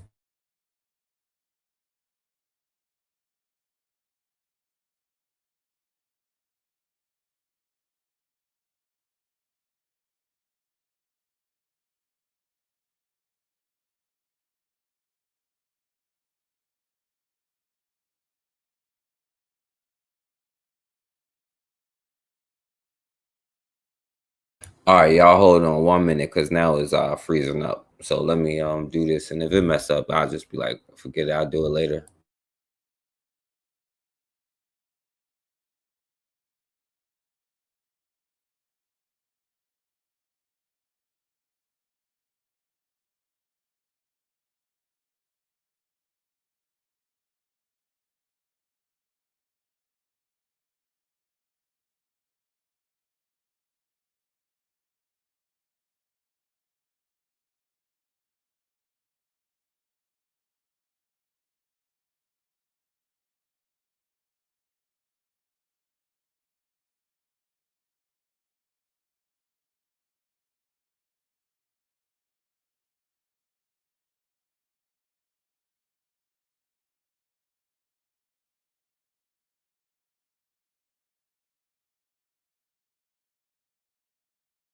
All right, yeah, my bad. Okay, yeah, what's going on, Lightbearer? Hi, can you hear me?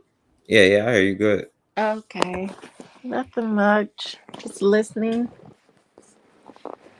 Very interesting. Very interesting. Yeah. Yeah. But it's a shame that, there's always a black man that's doing these things. I think because he's weaker. He's weaker. You Spiritually. think you think black man is weaker? Yeah. He's not weaker physically, but he's weaker spiritually. You mean like It's a weaker than spiritual weakness. He's not connected. you mean That's like why they can fall for. That's why they can fall for so many tricks. See, like you, for instance, you seem like you can tell that you're really strong in your spirit and connected to your soul, right? You see what I'm saying? yeah. And you saying Because like you. let me ask you real quick. You saying like weaker than like black women, or when you saying No, weaker, or just no. like They're okay, weaker in their connection to their feminine right, aspect of themselves. okay, I got you. I So just they wanted to be can't. clear. I So got they you. will. They're easily led to separate from that. There's some men, not all. I'm not saying all men, but I'm just saying there's a few. And that's why I created my channel, to make people aware. But, what we see today is the same thing over and over again. Black men falling for the okie dokes and tricks and going against our communities, No, Lightbearer, I would like to argue with you, but then like I had just heard a story where a black dude named Sambo stabbed a black woman in the back, and all I could be like is like, damn. You want to argue? No, I'm just You messing with just you. joking, yeah. Yeah. But I'm saying like, yo, black men, like, yo, I've seen like, yo, because I can I know almost you've be like, seen it. I know you've seen it. like, I can almost like bet like when the black dude seen the like whatever it was in the cave, he was like, Mhm. damn, like what is this? And then like I don't know why he would have sex with it. But yeah, I definitely understand your point. I'm just I was just joking with you. But And I think from my assertion, I think it comes from because you got to question why some black men and not all why some black men fall for those things, but there's still a large group of black men that don't. It's because of I guess, it's like the story. They say that some of us are going to be saved, some of us not. I think that's what it is. It's just that because females even do it. You agree with that? Females do it? yeah, I think There's Sambo females. oh yeah, absolutely. There's one that talks about black men all the time. Yeah, absolutely. I agree with that. Hmm. And so it's with these people doing that, they're just not spiritually connected, right? And they're easily led by the flesh, by our outward, and they live on the surface, So Yeah, I can understand what you're saying with that. Like I talk about the white bitches all the time, like bro, and there has been an undeniable weakness, and unfortunately, but that's why I want to show that black men throughout history, there have been a lot of black men who haven't succumbed to that. You know what I'm saying? Who Right. realize the truth. You know what I'm saying?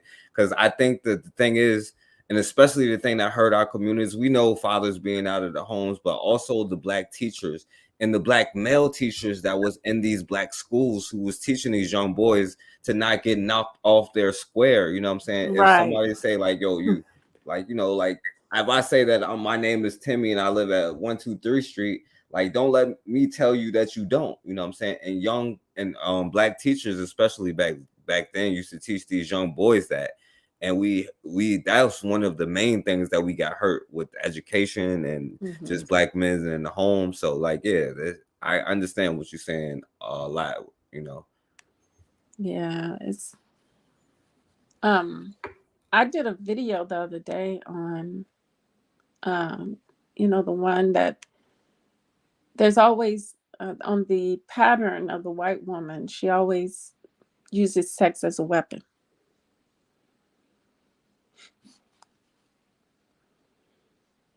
Yeah. Are you talking about that white girl that had those little videos and stuff like that that's trying to seduce black men and stuff? Are you talking about no? Yeah, I was talking about how there's always a white woman gonna be thrown into, like, if there is an organization like the BLM or something like that, or a group of organizations that are going to get together, they always going to throw a white woman in there, and our people are going to fall for it. They're going to allow it, and it's going to cause chaos. Right. And they don't know by now that that's what these people do. Right. You know, I say the white bitch is the most dangerous species in the universe. You know what I'm saying? That's the same thing. Oh yeah. Mm-hmm.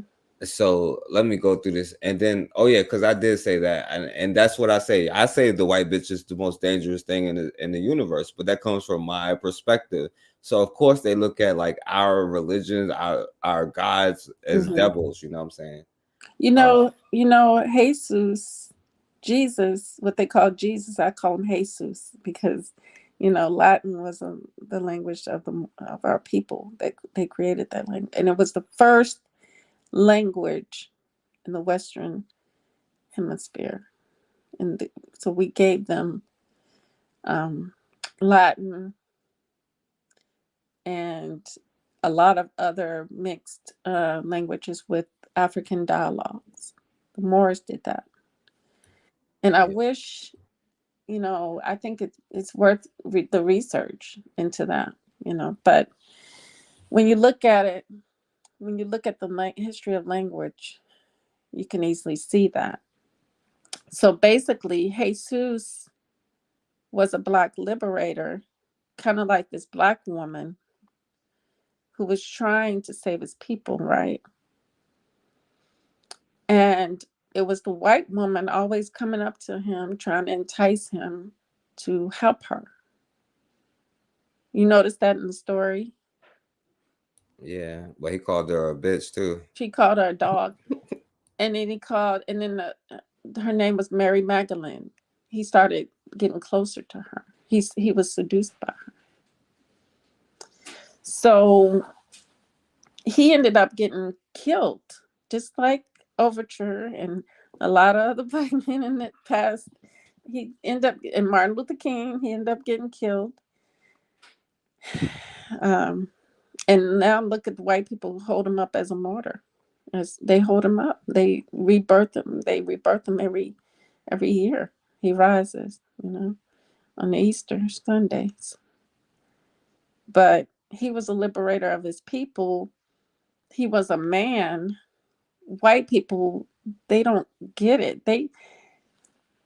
I don't see what they don't get about that. I mean, I don't expect them to get anything, but I mean, as me being human, I cannot relate to their way of finding a liberator, somebody who's trying to liberate people, and using that as a constant memory for us, showing us this is what happens when you try to be a liberator. Yeah, true that. I understand what you're saying. So all right, let me do this, like, bro. I'm gonna show the rest, and you can say what you want to say. You can jump in when you want to, but I'm gonna just go through the rest while so we can not be too long on here because it's gonna be late real quick. All right, so I was gonna play some of this. Let me play some of this: war tactics and strategies, because we were just talking about some of it. That's definitely been one of the tactics that they use. You know what I'm saying? And unfortunately, we do fall for it time and time again. And that's something that we definitely need to adapt to. You know what I'm saying? Because some people say the shyster, but I'll be like, yo, the white bitch is the most dangerous thing in the universe. You know what I'm saying? You can say you're shyster all you want to, but. Part 4, War Tactics and Strategy. Intelligence gathering. Nani was said to be able to communicate with animals, maybe because of mystical abilities. In some cases, Maroons had spirit animals. But there's also scientific means by which humans could communicate with animals. However, said knowledge must have been lost to time. Just as people train carrier pigeons and horses, Maroons were said to utilize animals such as birds to aid in intelligence gathering. It is said that Nani herself had a Jabin crow whom she could summon. It could fly around and gather information on troop position. Another means of intelligence gathering was using visions. Nani's visions from God, as well as those of other Maroons, have saved the Maroon lives on numerous occasions. Maroons also receive visions from their ancestors or fallen Maroon soldiers, giving them vital information. Various African drums, combined with ritual dances, induce states where Maroons could access spiritual powers as well as information from the other side. According to some legend, these dances could make them invulnerable.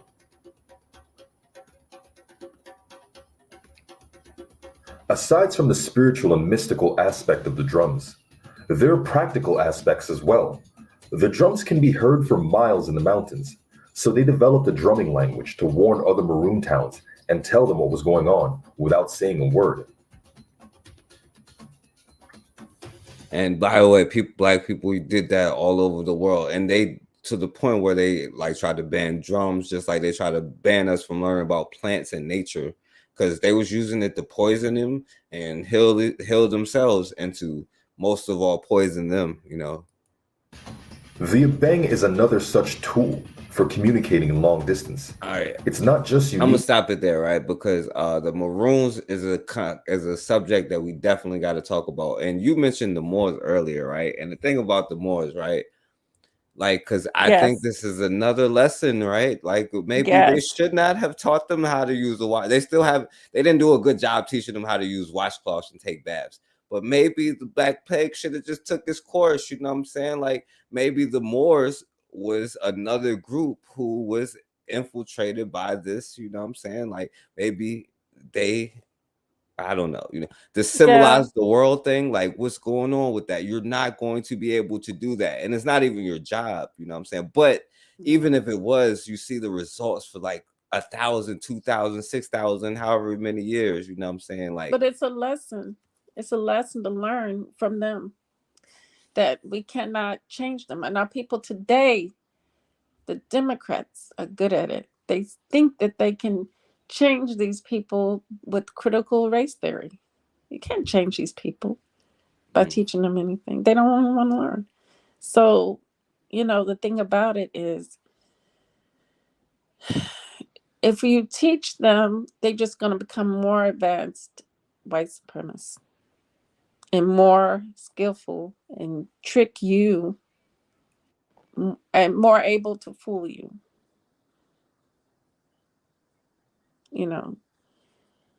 Like they fooling us now. You see what I'm saying? Right. Like they're fooling us now. Yeah, definitely. I feel you. And that's the thing.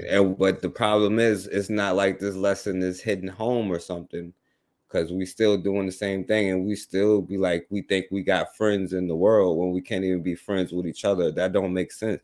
If like you think that you could love somebody else if you don't even love yourself, like you think that you can maybe, but you can't, you know what I'm saying? Like the truth is you have to be able to love yourself and like have all of this stuff, like boundaries and all of this stuff, before you could actually really do that. And us as a people, like as a group, have this problem where we think that we can be friends with somebody else, and all you asking is just for a little bit of comfort. It's not going to work that way. You know what I'm saying? It just doesn't work that way. Maybe that's the lesson that we ain't learning. You know what I'm saying?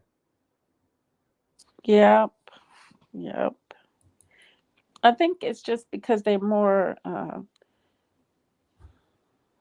clever at what they do. Our people is stuck. They got them under a spell. They You gotta kind of remember how you used to be. Didn't you used to fall for the spell? I know I I used watched to the worst I before did I was watch became football. aware. Before I became aware. Yeah, you're right. The worst is watching those sports. You're right. Watching grown men run off of a ball, stick it between their legs, and all this, and shoot it out from the butthole. The football. Yeah, and bounce a brown ball up and down the dribble, throw it in the basket. These Yeah. salvages, I think they used to do that with our heads, I wouldn't our doubt it. ancestor heads. Yeah, I'll tell you what, I wouldn't doubt it. They do anything. Like, yo, the last time when I was on some another topic, if you look up this documentary, July 64, they let a pit bull in 1964, let a pit bull and loose in a 11 o'clock a.m. church service of black people. You know what I'm saying? So, Mm-hmm. Mm-mm-mm. well, shouts out to Everett, you know what I'm saying? But also like with the like yeah, and I agree with what you're saying, you know what I'm saying? Like yeah, I get it, you know, but at some point we do have to learn, and like, you know, at least I'm learning, you know what I'm saying? I'm Yeah. de-negrofying, as my brother MG2 would say, every day, you know what I'm saying? I'm trying to get better, you know what I'm saying? But you're right, you know. But at the same time, there's some things that I know that is like, yo, like, wow, like I know that it's trouble. And then we got so much warning about, you know what I'm saying? Like that we know that it's trouble. Like we make it a joke though, like, you know what I'm saying? But people that subscribe to this white society, they're close to what we know. They don't see like we see. They don't. Nah, They're detached. They but see the everybody world the way know. they see the world the way the Europeans want them to see it. Yeah, but still, like everybody knows if a white girl cry and go to the police, who is she gonna believe? Anybody, what level of knowledge you have, we know the They truth know that, about it. yeah. They But know they still don't make the right decisions though. because they don't connect. They haven't connected everything. Right, that's what I'm saying though. We can't give them excuses like they don't know, because we all know certain things. It's in our DNA, it's in our genes. We can't escape certain things here. You know what I'm They saying? under a spell. I tried to talk to somebody, and they get mad at me. Can't even, they get mad at me when I say it's no God and this and that. So it's just the way they were raised. They stuck to what they want. That's everybody loves everybody thing. It's better for us to be together and under God. And Well, they're getting, hopefully in 700 years, they're what they call, what your lineage won't say that about you. Say that, you know what I'm saying? yeah. All right, so check this out, right? So the Maroons, this is another thing, and the Maroons are another group that we are talking about here. Like what you're saying, like as a bunch of especially black men, right, who are enslaved. I'm gonna just let him say who the Maroons were. To live outside of the system. So marriage is about living outside of the system in some shape or form. Now it's very complicated because sometimes you have to have a relationship with the system. But Maroons are essentially a group of enslaved Africans who have run away from the plantation system and find some way to live outside of the system. This marriage was done in conjunction with the Indian population, who were not killed off at the time. The vast majority of the enslaved people were coming to the colonies and were coming there as strangers. They don't know the place. They don't know the mountains and the hills of Sandama. Who would tell them that? It's common sense logic. It's the indigenous population. So that the indigenous population and the enslaved began a series of marriage struggles and then became just marriage of the African slaves. And so what you had constantly in Haiti before the 1791 revolution was the constant battles with the Maroons. Right. So now the problem is, right, with the Maroons, a lot of them after Queen Nanny, and this is another sister here, right? Because she was predates all of this stuff. Because these sisters who was the queens, they straight fought, you know what I'm saying? And she's telling the stories of the Maroons and like what's going on with them. And the problem is, you know what I'm saying, a lot of the Maroons signed these contracts to where there'll be slave catchers. And anytime that it was a rebellion that white people couldn't put down, they would call in these Maroons, you know what I'm saying? And you know, that's the issue, you know what I mean? So like and that's the problem that we have, you know what I'm saying? Like now these wars where Europeans, if they would have just put aside whatever, they all could have been free. They all could have been free, but they accepted these offers. And a lot of times we see ourselves, we've never put aside these tribal differences that we have. That's why we still aren't here having these arguments. You know what I'm saying? 100 years ago, we would have had them in newspapers. You know what I'm saying? That's the thing. We think that we are different, but we are only taking the weak parts. We ain't even taking the parts where they knew they had to fight together, because back then the Coons already knew what was up. But see, this is the thing, right? They would sign contracts with the British, or they would think that, well, just like Toussaint thought the French was cool, the Maroons thought that was cool, and they were just using them, you know what I'm saying? So they could now begin to recreate Africa and bring it close to them. Keep up the memories of their songs, their chants, their way of praising the Almighty. And at the same time, take what was useful from the contemporary environment around them and integrate it into their way of life. A few years after,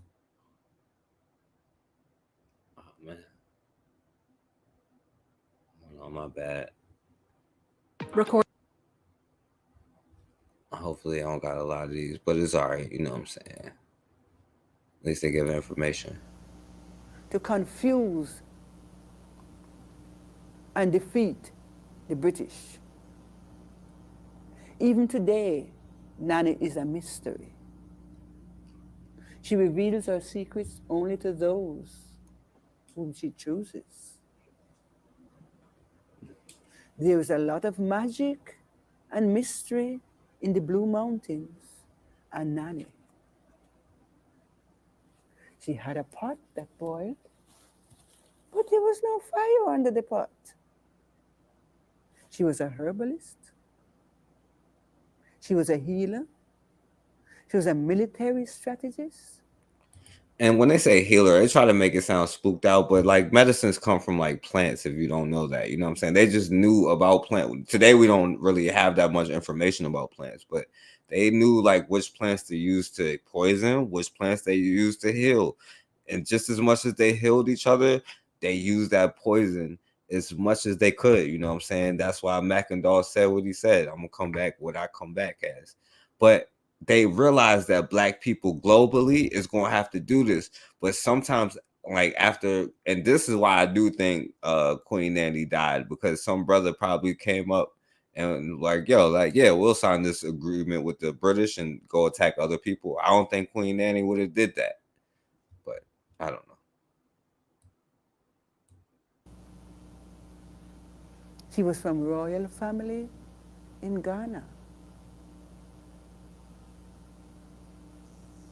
She never went into battle herself, but she planned them. And as a priestess, she prayed often. She preserved the songs and the dances and the chants of her people and made sure that the children learned them.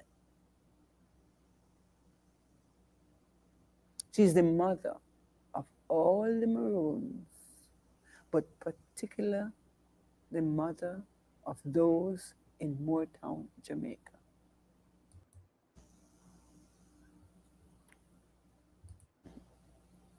They didn't like her at all.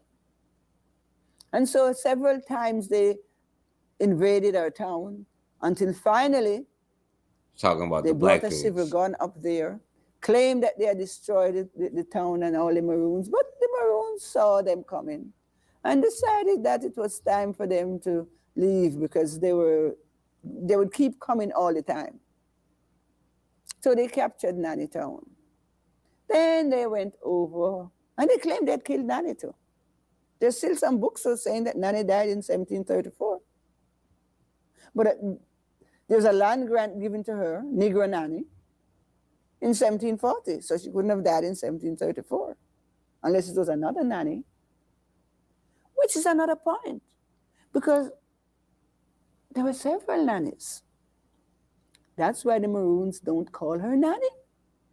They call her Grandi Nanny. That means she's the greatest of all nannies, because Nanny is a title. It's not really a name. It's a combination of Nana and Ni. And this is the difference between European thinking and black, and I'm gonna say African black thinking, you know what I'm saying? European is your name, you know what I'm saying? Yo, my name is whatchamacallit, you know what I'm saying? There is like, it's like, it's a title, you know what I mean? But anyway. Nana from Ghana, an elder, a chief, a respected person, and Ni, also from Ghana, means mother. It's a great queen mother. That was her. And she didn't die in 1734. Well, the British decided, spiritualists. So as she danced, and she danced, they knew the narrow trail that they had to walk up, single file. And there was a cave there, a hidden cave. Looks just like a little rock. And the British weren't very careful to look at environments. So the Maroons hid around the cave, put the Abeng man with the Abeng in the cave, placed a rocking stone along the path. The British stepped on it, his soldier, it rocked and made a noise. They didn't care about noises. Didn't mean matter at all to them. Out came the soldiers, bottling them this way, that way, that way. They couldn't escape. A crack battalion that England had sent.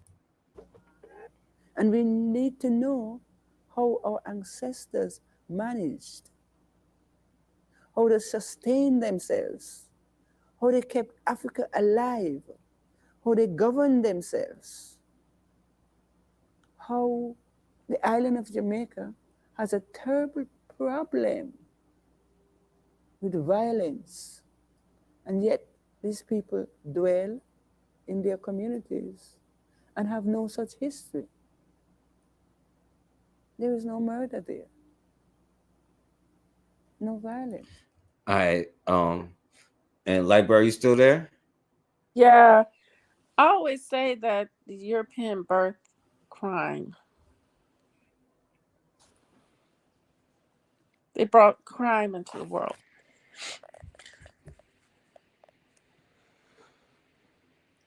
Yeah. I mean, yeah, I don't disagree. Well, yeah, I don't know. Yeah, I don't disagree with that. But but the story of the Maroons, unfortunately, after, and even, the greatest of all nannies, you know what I'm saying, even during her reign, it was other black people they used to attack her too, you know what I'm saying? And like she said, man, they tried to tell the story of how they got her, but it wasn't true, so they don't know when she died or whatever. And, and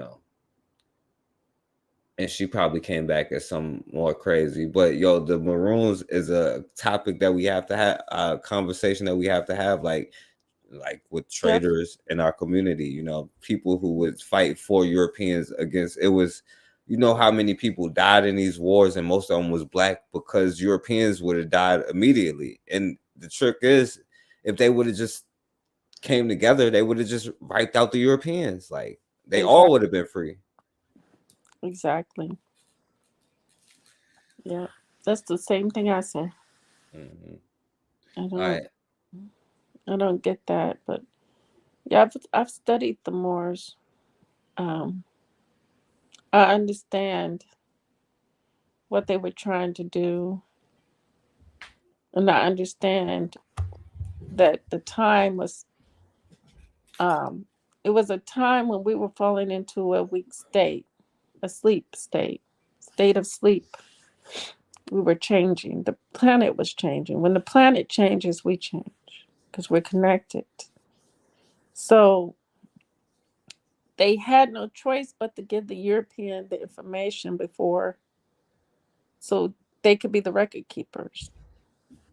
And unfortunately, they really didn't have no choice of the matter. They knew they had to get a handle on the European and try to give it some civility.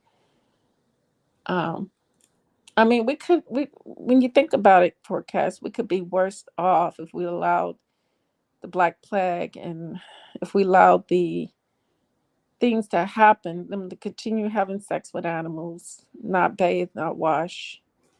That's their problem, right? Yeah, that's their problem, but it would have spread. They could have brought that and demanded that of us. Either way, What? I think they kind of. They did do that though. You Yeah, civilize they're them and doing then it they now. They're doing right. it now. And that's They're after you civilize degeneracy. them though. They got another clever. That's what I mean by a clever way of getting us to take part in what they do Right. and That's have why they us live like they live. I don't know. I don't know. I'm gonna vote for the Black Plague. I'm just like, yo, man, it's a problem. Maybe they wouldn't be even make it over here because they so sick, you know what I'm saying? Yeah, But but when people like me and you say the sun is going to come and kill these people, there's Sambos out here making videos talking about we're bad people because we want the sun to destroy the white people.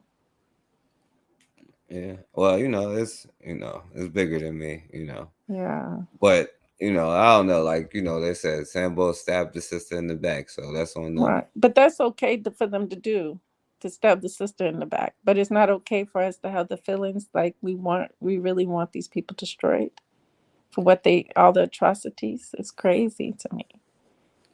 Yeah. It's crazy. Yeah. Beyond. Yeah, I agree with you on that one. But all right, so let me tell you, this is the last topic, right? Because also I mentioned, about the Dominican and Haitian split. You know what I'm saying? I mentioned the treaty that actually happened but first of all, just a couple months ago, U.S. banned sugar imports from major Dominican producer because of indications of forced labor. Forecast that the U.S. I just found out that the U.S. wants to go in and attack Haiti. Mm-hmm. That Biden is actually asking Canada to help with that. Yeah, I can imagine. He wants to pass the buck over to them to do it for them. Yeah, I can imagine. And they said no, they're not going to do it. It's just. And then, I don't know. These people, our people are asleep. I mean, even in the diaspora, because you have a Haitian woman that would come over here talking about she didn't come over here to fight against the white man, but she came over here to live like this, and the white man so happens to be the devil that got her in the position that she's in to have to come here. Right. You see. Ain't that a shame? Yeah. So check it out. So now we know they're going to do tactics, and find excuses and different reasons. And the first thing they're going to do is try to cut them off economically, right? So like the U.S. is banning sugar imports from Dominican Republic, producer. Sugar from a major supplier in the Dominican Republic has been banned by the United States after an investigation found. Well, what did that was interesting. What did the investigation find? Right, hold on. They had to throw a commercial in that joint. But hold on. That forced labor was being used in the cane fields of the Central Romana Corporation.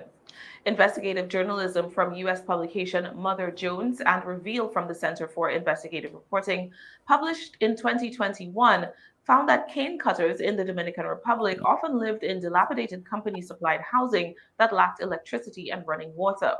People were being forced to work, Mother Jones reported, with, quote, inadequate protective gear, poor medical care, low pay, chronic debt, and intimidation by the company's armed security force. That reporting sparked calls for an investigation by the U.S. government from lawmakers on Capitol Hill. Pressure began to mount with an anonymous petition submitted in October 2021 to the U.S. Customs and Border Protection Agency, containing many of the same allegations as the Mother Jones Reveal report. Laborers forced to work without official contracts, employees placed into debt bondage, and Central Romana controlling and restricting the movement of workers, mostly Haitian, mostly without the legal right to work and live in the Dominican Republic. The employees' lack of legal protections in the country reportedly allowed Central Romana to take full advantage of their precarious position. Some said that because they were not able to collect pensions, they were forced to continue the backbreaking labor of cutting cane well into their octogenarian years. The federal investigation by CBP found 5 indicators of forced labor out of the 11 specified by the International Labor Organization. Central Romana was found to be abusing the vulnerability of its cane cutters, forcing them into isolation, withholding their wages, creating abusive living and working conditions, and imposing excessive overtime. The U.S. ban on Central Romana's sugar took effect on November 23rd. In a press release from the CBP's Office of Trade, as we root out these inhumane practices from U.S. supply chains. As the United States... Right. So, all right, this is the person who did it. Now, this is the thing, right? Because I was going to show something else, but it's really hard to take this white dude's word on it, right? Because he was trying... something? Yeah.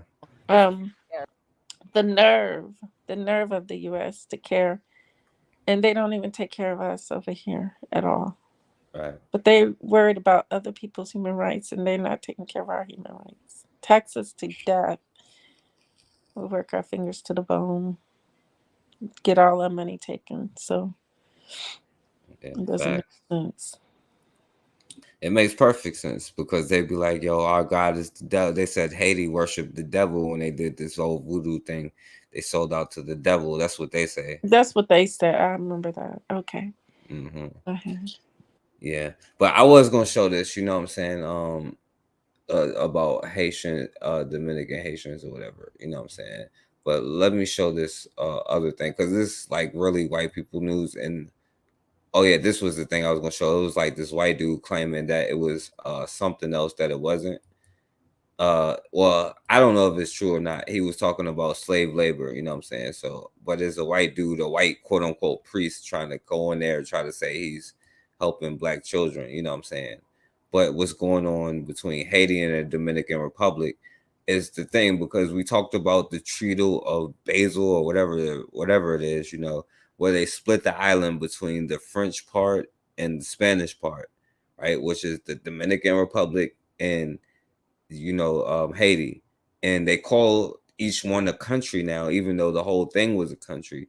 But unfortunately, black people on both sides have identified with both sides, you know what I'm saying? And tend to treat each other, you know what I'm saying, the same way, as if we haven't learned Toussaint's lesson or, you know what I'm saying, the lesson from the Spanish, you know. It's white supremacy over again. That's all it is. That's all they're going through is white supremacy. Because if you listen to a Dominican Republican, they do not, they rather be light, bright, and white. And they marry like that. Yeah. They don't deal with the dark people. Matter of fact, for years ago, they were killing black people that were coming to the country. But the black natives were fine, I guess. But yeah, but unfortunately, both Haiti and Dominican Republic have this history with the mulatto class. You know what I'm saying? Yeah. And this mulatto class, the lighter you are, because colorism is also a byproduct of all of this stuff too. Yeah. You know what I'm saying? And this is definitely a conversation that we have to have. That's why we argue that white bitches can have black children. That makes no sense. How can a white bitch have a black kid? They don't have black children because they don't have our Monte mitochondria. They lied. They don't have our mitochondria. They don't have. So basically, when a black man has a baby with a white woman, he's producing a white child. He does not know that because she's coming out from a white woman. This is, my mom told me that this is the way that hospitals do things. If it's a black woman and she has a child by a white man, it's going to be considered black. If the child is born from a white mother, it's going to be considered white because the mother's white. They go by the mother. Right. Mitochondria. We don't share that. They lied. Right. It has to have a historic past that at least needs to have a conversation about, you know what I'm saying? People say that it's about hate, but like, I don't think that it's hateful to be like, I think you're hateful if I was to say that about like, a black man and a black woman have a black child. It's hateful to think that it takes other than that to be a black kid, you know what I'm saying? I think. But yeah. Anyway. I agree. But look, why the divide between Dominican and Haitians. It used to be Hispaniola, it used to be whatever they called it before that, you know what I'm saying? But when white people was like, all right, we're gonna have a treaty with each other to divide our resources, we're gonna call this Haiti, we're gonna call this Dominican Republic, and we're gonna be completely different black people. It's funny how people don't see that this was all planned by the whites. The whole white as in general. Right. And some don't agree. I don't think China, I don't think Russia agree. Right. But US, England, France definitely, they're desperate. They want their they're over there on nothing. They're not able to grow anything. They're not able to produce anything. So they need resources. Yeah. Though that the person who controls the food controls the world, I guess, you know what I'm saying? So control your own damn food. How about that? You got the damn, you ever notice when you go somewhere like to the nicest places in the world, is black people who live there. You know what I'm saying? But it's also a sense of poverty there. And when I was young, I did not understand. Like, I went to the Bahamas when I was young. I went to the market, but the people was all love. It was all good. But it's a sense of poverty. You go to our communities, it's a sense of like poverty. You know what I'm saying? Yes. But that's the problem. You know what I'm saying? That's not what it is. That's not what we come from. Like, you have the ability to control all of that. You know what I'm saying? But ain't life simpler? And I know when I was in Bahrain, I stayed in the poor areas because food was cheaper. My gas was already cheap, dirt cheap. So food was cheap. Really, food was cheaper. You go to the other places, you paying a little bit more. But in general, the food was cheap. You can eat simple things, healthy things, Right. So was it like that in the Bahamas, like the food cheaper in the poor areas? It was like and that's the difference, because like the people was cool, and it's a different, like, cheap, because like of course they drive up the price on everything. Like, stuff is like crazy, like expensive for no reason, you know what I'm saying? But a poverty mindset is a mentality that comes with it, you know what I'm saying? But like when I go there, like you can get, like, that's where you're supposed to go, because if you go to like in the casinos and the hotels, the stuff is like $12 for like a sandwich and stuff like that. But if you buy them from the locals and they're making healthy foods, then you're getting a better deal. You can eat healthy, plus you're not paying hardly anything. But the problem is the Europeans who's on these lands charging these prices, and and this, like, they're the ones who living good, while the people who live there, even though they was cool to me, I understand, you got to be safe and all of that stuff, but they're still happy though. Right. That's what I'm saying. They was cool to me. They was nice to me. So I can't say nothing negative. They like, you know, they showed me love. Like they was hustlers though. I'm not gonna lie about that. You know what I'm saying? Yeah, you see hustlers everywhere though. Right. And around the world, the poor, we're always on the grind and we're always hustling. Right, right. And that's a good thing, you know what I'm saying? But my problem is like you live in the areas with the materials, you know what I'm saying? And you give those materials away for nothing. And you can sit like even if you can't do nothing with it, shut your mouth about it. You don't have to go and tell the world that you found something or you discovered something if you can't do nothing with it first. You know what I'm saying? Find a way to commoditize what you're doing. See, we were born with it, but we didn't even know what it was around us, and we didn't see the value. We saw it for what its authenticity, nature. They see value. They, like you just said, the key words is materialism. I always say they're people of the material world. They're going to be stuck in that. Right. And it's, Right. see how what's happening to the economics here in America? You see that the problem that they got, what they did with the economics. I was listening to something earlier, and I'm trying to regurgitate what I had said, what I had heard about. They were talking about investors, talking about the Federal Reserve, talking about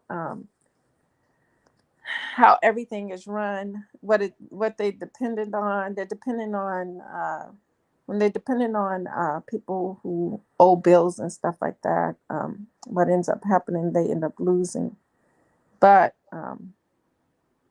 they're just so dependent on so many different things.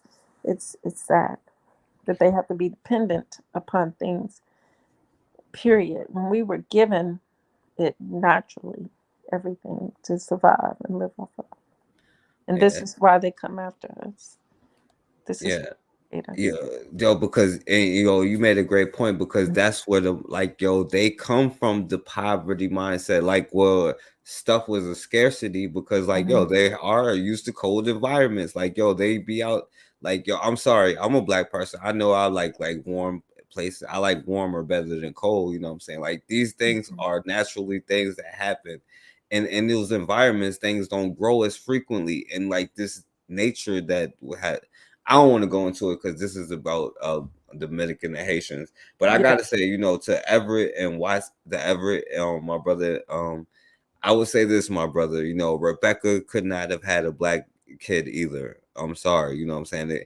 And if that's what it says, I do disagree with that. And I think that should be updated. But I do think that it goes by the seed of the mother and the father. You're going to need both, my brother, because if not, then you have a mixed person, which is not a black person. It's somebody who comes from two different things and they have two different DNA. I got DNA from my mom and I got DNA from my dad. You know what I'm saying?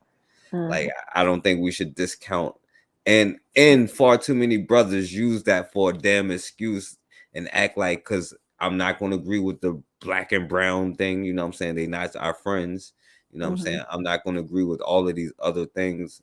And a lot of brothers use that as an excuse to be like, well, you either go by the seed of the father, you know what I'm saying? No, it goes by both, you know what I'm saying?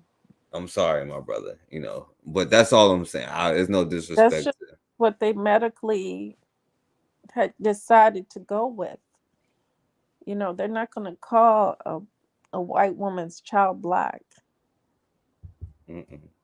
They're going to call it white because it comes from a white woman. And that white woman's going to expect her children to be raised in her ways. Yeah, that's true. But I mean, I also don't think that a black man can come from a white dude's quote unquote seed. You know what I'm saying? So. No, you're right. You're right. That's why it's not a seed. It's just sperm. It's just fertilizer. Right. I don't think a white dude because it's just fertilizer. But you still need the right kind of mulch to throw on the seeds. You know what I'm saying? To get the certain. You know what I'm saying? You can't throw any kind of mulch on there. You know what I'm saying? You can't. You're gonna have the same sentiments. Right. But the black woman is gonna give the black culture to that child. The black mind, the black soul, the black heart. She's going to give all of that to the child versus the man. I'm going to have to get into it later. We're going to have to do a video together on my channel about, and we're going to have to do, we're going to look into this man and the earthbound and the physical, because in the energies, we got the masculine and the feminine. It's not anything. We manifest from energies, right? Right. So it takes two specific types of energies, though. Yeah, right? yeah. High vibrational energy. You're right. All right. You are so right. But that's why none of that should be. It should never be mixing, period. Just shouldn't be. It's just was forced upon us. We got to realize that the white woman used to rape the black man. The white man used to rape the black woman, and impregnate her. Just as an act of war. He did it out of hate. An act of war that, and I say this, you know what I'm saying? We serious, when they come into your place to violate your mom, your daughter, your sister, you know what I'm saying, Right. your cousin, in your face, there's no way that you should be alive after that. And you know how many brothers actually wasn't, though? You know what I'm saying? That's the thing I want to point out. How many brothers did not let that happen? Because all we hear about it, we let it did, but but anyway, it was a lot of trauma that our people went through. It's a lot of trauma. Right. But yeah, I agree with Nama X. Both are important, definitely. And but let me play this last thing, because this is the last one, and this is was about Dominicans and Haitians and their divide, because I mentioned 1795, right? And that's what I was going with the lessons, you know what I'm saying? They had reached a treaty where the Spanish and the French, because the Spanish was mad that the French even offered them freedom, because the Negroes in Dominican Republic would feel like they should get the same. But they split the island into two, and they call it two different countries, and now brothers fight each other over that divide. No, porque mira, ya yo llegué a octavo y me sacamos por los papeles. Hasta octavo por los papeles yo no puedo seguir estudiando. Ay, Martín. Y eso me está afectando mucho. Claro. Yeah, 8th grade got kicked out because he didn't have any papers. Like 90% of the... Se acabó. Hace mucho. Claro. Entonces ellos trabajan. Haitianos, según lo que me dice la gente. Para mí esa ley es una ley racista. Porque cuando había caña, lo compraban de Haití para acá. Para venir a cortar la caña. Lo premian como la caña. And they was making sugar. They came to black people. Now it's pretty scared. They fear that the police may come and start deportations. Estos muchachos para que se vuelvan ciudadanos de aquí de So pretty much, right, when they had the sugar cane, and now that they don't really use them and they're outlawing all of this stuff, like now is affecting the black people and how black people is treating each other compared to how they treat the French and the British and the Americans and all of this stuff. You know what I'm saying? And the irony is, they was to put aside their tribal differences, they could have beat them the whole time, just like they demonstrated over and over again. But anyway, that's gonna be and I'm gonna show one, but this is gonna be our last statement. You want to say something? Because that's it with the lessons. You know what I'm saying? I just wanted y'all to see one last thing though. Matter of fact, watch this, Library, because y'all kind of got mad with the white girl last time, but in case we think that we have any friends, listen to what this white boy is saying. In fact, it seems rather clear that Black Americans are doing better here today than they would be had their ancestors generations ago never been brought to these shores. We can prove this point by simply asking which African country anyone asking for reparations would prefer to live in. The answer, of course, is none of them. Now, you might offer the rebuttal that if slavery never existed, if we're reimagining history without that institution at all, then Africa itself would be in a better shape, better place, and better shape, and maybe indeed Black Americans would be better off there. But this seems highly... And that's the point. That's exactly right. Everett, you know what I'm saying? They are going in there making these. They always use that. They know how to use mixed kids, mulatto kids, because they don't love and get into it emotionally, Right. Stuff like that. Like they know how to use things as weapons against us, bro. Yeah, the destruction of civilization that the brother wrote a book about. Have you heard of it? I forgot the brother's name. Chancellor Elder. Williams. Yeah. He talked about mixed racing. They intentionally raped the women, took the Right. children, and then raised them up to be soldiers and fight against us. And I Right. think that they were the ones that they called the Arabian, the Arabian ones that enslaved our people. Right. And Because you that's got what to I'm think, saying. yeah, you got to But think, mhm. you got Go to ahead. think that it was our own people who were mixed with these people that turned against us, many, and destroyed us. They were able to, because they looked like us, and we fell for the trickery. Like they sent in Portuguese first before they started getting slaves from West Africa. They sent in Portuguese first because Portuguese were mixed people, and then the British went into West Africa. After that, they did that strategically. And this guy is a fool. I've heard his video earlier, and I'm like, he's been debunked. He just doesn't Yeah. make sense. Yeah, And he the irrelevant. only people it wouldn't have benefited was his people. If Yeah. they didn't do slavery, they would have been in worse shape, not us. We would have been in great shape, better Yeah. shape. We're in horrible conditions. They don't even know it. They talking about us like we're dogs or animals or something. Yeah, But and you know, that's the point, because I showed the white girl the other day. You know what I'm saying? It's not like, yo, we should be explaining ourselves. Of course he's going to defend that stuff, you know what I'm saying? Because like it goes back to like, yo, what is the like, yo, they said voodoo was the devil when they was trying to fight for their freedom, you know what I'm saying? But their gods tell them what to commit crimes against us, you know what I'm saying? And no, they they're just the devils themselves. They're just the devils. They have to put it on something else, but it's really them. They just don't want to admit to themselves that they have to be so cruel to live. Right. And and that's a fact, Bobby.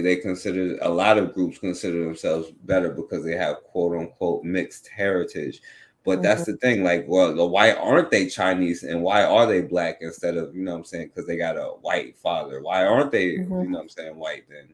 And you know what a Mexican dude told me? He was like, because the Mexicans wouldn't accept them.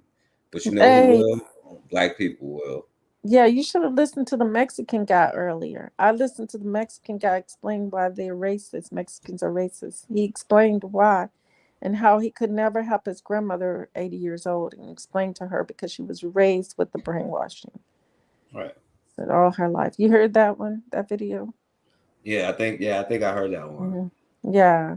It was just like awful. I kind of figured that because there are black Mexicans and they killed out the black, large group of them, but because there was more, they mixed them out. And we just see this everywhere where they're trying to wipe out blackness on every continent, everywhere where there was black people, because black people were first. And that whole thing was a threat to them when they realized that the whole earth was black and they were a small minority at the time. Right. So they went and conquered and killed. Well, you know what's a threat to us? I'm not even gonna go there. Yeah, go ahead. All right, let me just play this. I'm gonna show you the threat. I'm gonna let him be the threat better because we just saw that white girl last time, and I know I saw you talk about that too, like, bro. And y'all, I'm gonna put your channel after I finish this because this is the last thing. But y'all subscribe there. I saw you talk about that white girl who said we enjoy being slaves, and black people got so offended by that. Like, yo, this is the thing, yo. Stop even worrying about it. Like, yo, just do you and build the things you got to do. But let me play what this white boy was saying, because I hear a lot of us say the same thing. Clear that black Americans are doing better here today than they would be had their ancestors generations ago never been brought to these shores. We can prove this point by simply asking which African country anyone asking for reparations would prefer to live in. The answer, of course, is none of them. Now, you might offer the rebuttal that if slavery never existed, if we're reimagining history without that institution at all, then Africa itself would be in a better place, and better shape, and maybe indeed Black Americans would be better off there. But this seems highly unlikely, and it also ignores the fact that Africans participated in slavery and the slave trade as much as they were victims of it. Not to mention, if we're reimagining the world without African slavery, then we have to also imagine it without all other forms of global slavery, since African slavery was merely one variety, one offshoot of this global institution. And now we have totally, at that point, rewritten the history of the world in a way so dramatic that it's absolutely impossible to say which individuals today would end up worse or better in this alternate universe. I mean, if you go back in time and get rid of slavery from the entire world, you have just, it's impossible to say what the world looks like right now. Yeah, we know what it would look like right now. Actually, what we can say is that we'd all end up worse. All of us today would be in a worse spot. No, not all of us. Don't say all of us, buddy. Slavery never existed. He's speaking for themselves. Right. Not for us. Change that significant would likely shift the course of events in a way that would mean none of us would even exist. It would be a world full of other people who are not us. Other people? I know that it would be a world full of us. He said a world full of other people and not them. You notice that? Wow, the goal. So it only benefited them. It's what he's saying. He knows it. He just said it. It'd be a world full of other people and not them. Well, I mean, hey, what do you? He said, "All right, so let me let it finish." That I benefit today from virtually everything my ancestors did and everything did to them, because if any of that had not happened, there's a very good chance that I never would have come into being. And as I see it, I benefit from being if the other Yeah, we do not benefit from that. I'm sorry to tell you. So yeah, we could have done without you. So yeah, we would don't benefit from being. Even if you mix race and you're in a family that is wealthy, you ain't crap. All right, so he kept going. colonization was a good thing they did. What? The conquest and colonization and settling of this land was overall a good and noble and courageous thing. It is good that it happened, and we should be grateful for it. People who came here and claimed this land were heroes. It was heroic. And they were heroes not because of the other good stuff, but because they came and claimed it. For hundreds of years, this would not have been controversial to say. It would have been perhaps the least controversial thing to say. And now you're not allowed to say it at all. But I will anyway. Well, now, not all. No, it didn't stop there. Listen to the next part, right? I wish they had plank owner rosters so that we could know that who were the first people, the list of them, and we can sue them today. Sue their. We can. I mean, we know who the companies are that were involved, but yeah, I wish it was individual rosters for each plank owner. So. But listen to what he says that is not good. Colonialism or whatever the hell he's talking about. Now, not all colonization is good. You know, there are evil forms of the practice. For example, the cultural colonization that the left engages in today, when Western governments fly the pride flag on their embassies and try to export, the LGBT agenda and gender ideology into Africa and other regions of the world that don't want it. Now you see how he tried to throw Africa in there. Now it's like, when he's really saying, well, now me, the leftist that's evil. Now that's evil kind of stuff. Okay. Not when you get like lynched or stuff like that. Well, that's history. You got to understand the times. But this is horrible. And gender ideology into Africa and other regions of the world that don't want it. That is a form of ideological colonization, and it's evil. But the colonization that brought Europeans to this part of the world hundreds of years ago, that was good. Not everything that happened during those many centuries was good, obviously. History is not that simple. People can commit evil in the pursuit of a worthwhile goal. That happens all the time. But and nobody would ever say that the conquerors and colonizers of this land were perfect angels. But we should celebrate them and we should Hold celebrate on, what they I'm gonna achieved. stop it. I'm gonna stop it real quick. But if I'm they not got This was their all ass happening at a beat, time when much of the world was undiscovered, unsettled, uncivilized, and it fell to brave and determined men, most of them living, of See, we course, don't long have to before George explain Washington, ourselves to to them. get into They can say ships whatever the and fuck they sail into want. unknown sea to But discover when it comes unknown down lands. to And then real to those practices, after them, men and women, just as brave, to settle that will not have some kind of divine right to keep this entire half of the globe to themselves forever.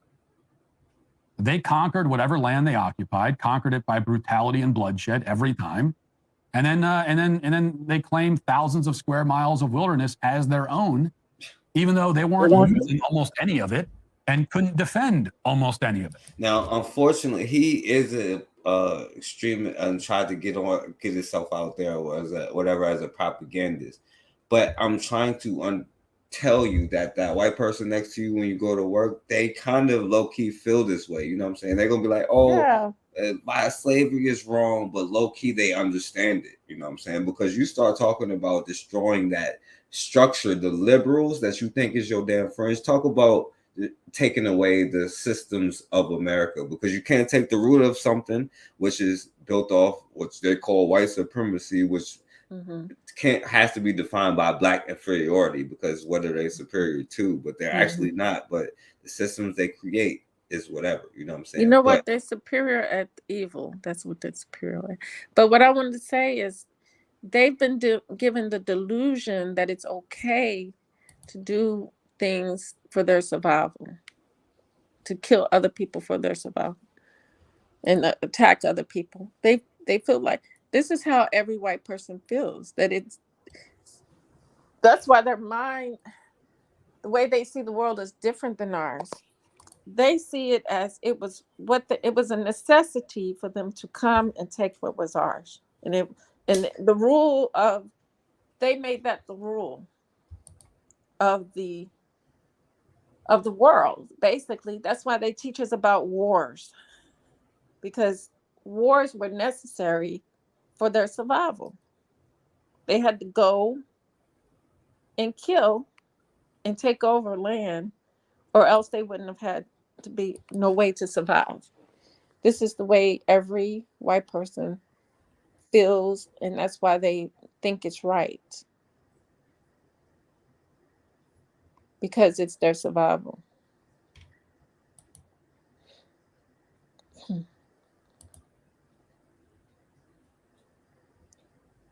And how they see supremacy, they see it as they really never won a war. They really never won a war without us. Even that war where Sembo stuck a knife in Nana's back was because they infiltrated.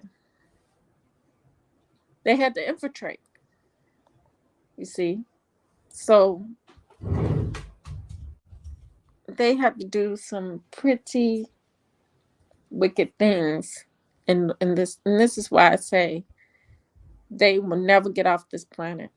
That's why NASA spends so much money. That's why they spend so much money trying to figure out how to get off this planet. That's obvious. They gave themselves away with that one. You know, that's their truth. all right, my computer is like straight messing up. It's not even letting me. But anyway, let me do this, Lightbearer. I was gonna let this be the last word because I'm gonna close it out right here. You know what I'm saying? Definitely do a part 2, part 3.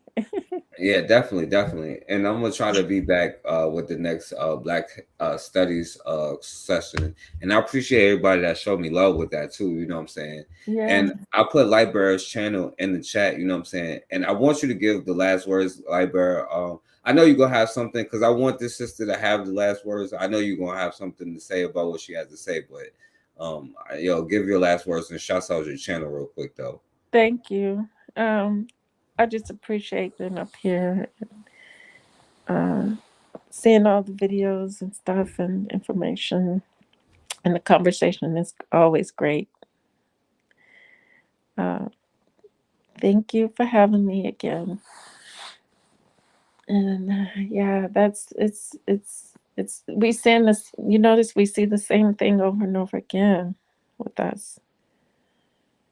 And that's it. We need to change. We need to change. We need to stop. That's why we need to be more closer to our inner selves with it, which is where the ancestors dwell. You know. Yeah, absolutely. And that's the point of the lessons, you know what I'm saying? So we can see that we actually did do all of these things and we did fight back, you know what I'm saying? And listen, you know, we had some great heroes in our past that, you know what I'm saying, did some great things, you know what I'm saying? And the mentality that we need to come back with, like Mackendall said, you know what I'm saying? Like, yo, they try to take him out. He's like, yo, I'm gonna come back as a mosquito to do more damage than I ever did before, you know what I'm saying? And unfortunately, we're gonna have to have no less than that mindset to get about the situation that you're in. Because if you look around, you know, we are definitely in trouble. And it's just a matter of fact, you know what I'm saying? That you got to control your own food, your own diet, you know what I'm saying? Or all of that stuff, you know what I'm saying? You got to control your neighborhoods, your districts, or whatever you create. You got to, and be able to protect it at the end of the day, you know what I'm saying?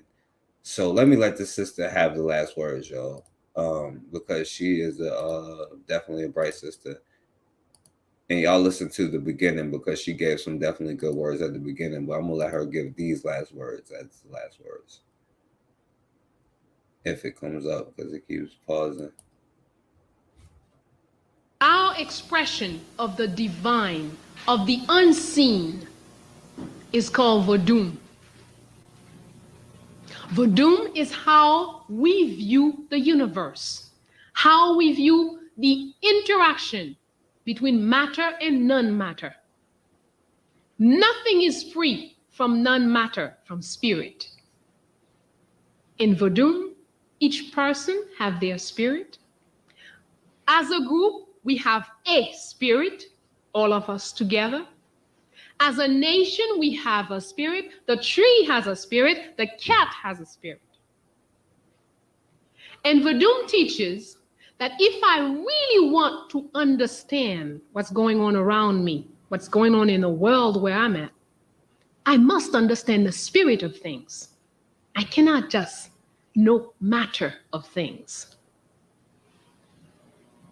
And Vodun gave us a multitude of principles for understanding. As I told you, everything has if the black man, there's a spirit of the black man. There's the spirit of the African man. There's the spirit of the white man. Whether he knows it or not, he's got one. Now, when the first black woman was raped by the first white man, and they brought into this world somebody called a mulatto, do you think this person has another spirit? Of course. With every new matter that comes to be, a new spirit comes to be. The television is a machine. The camera is a machine. But the camera has a spirit.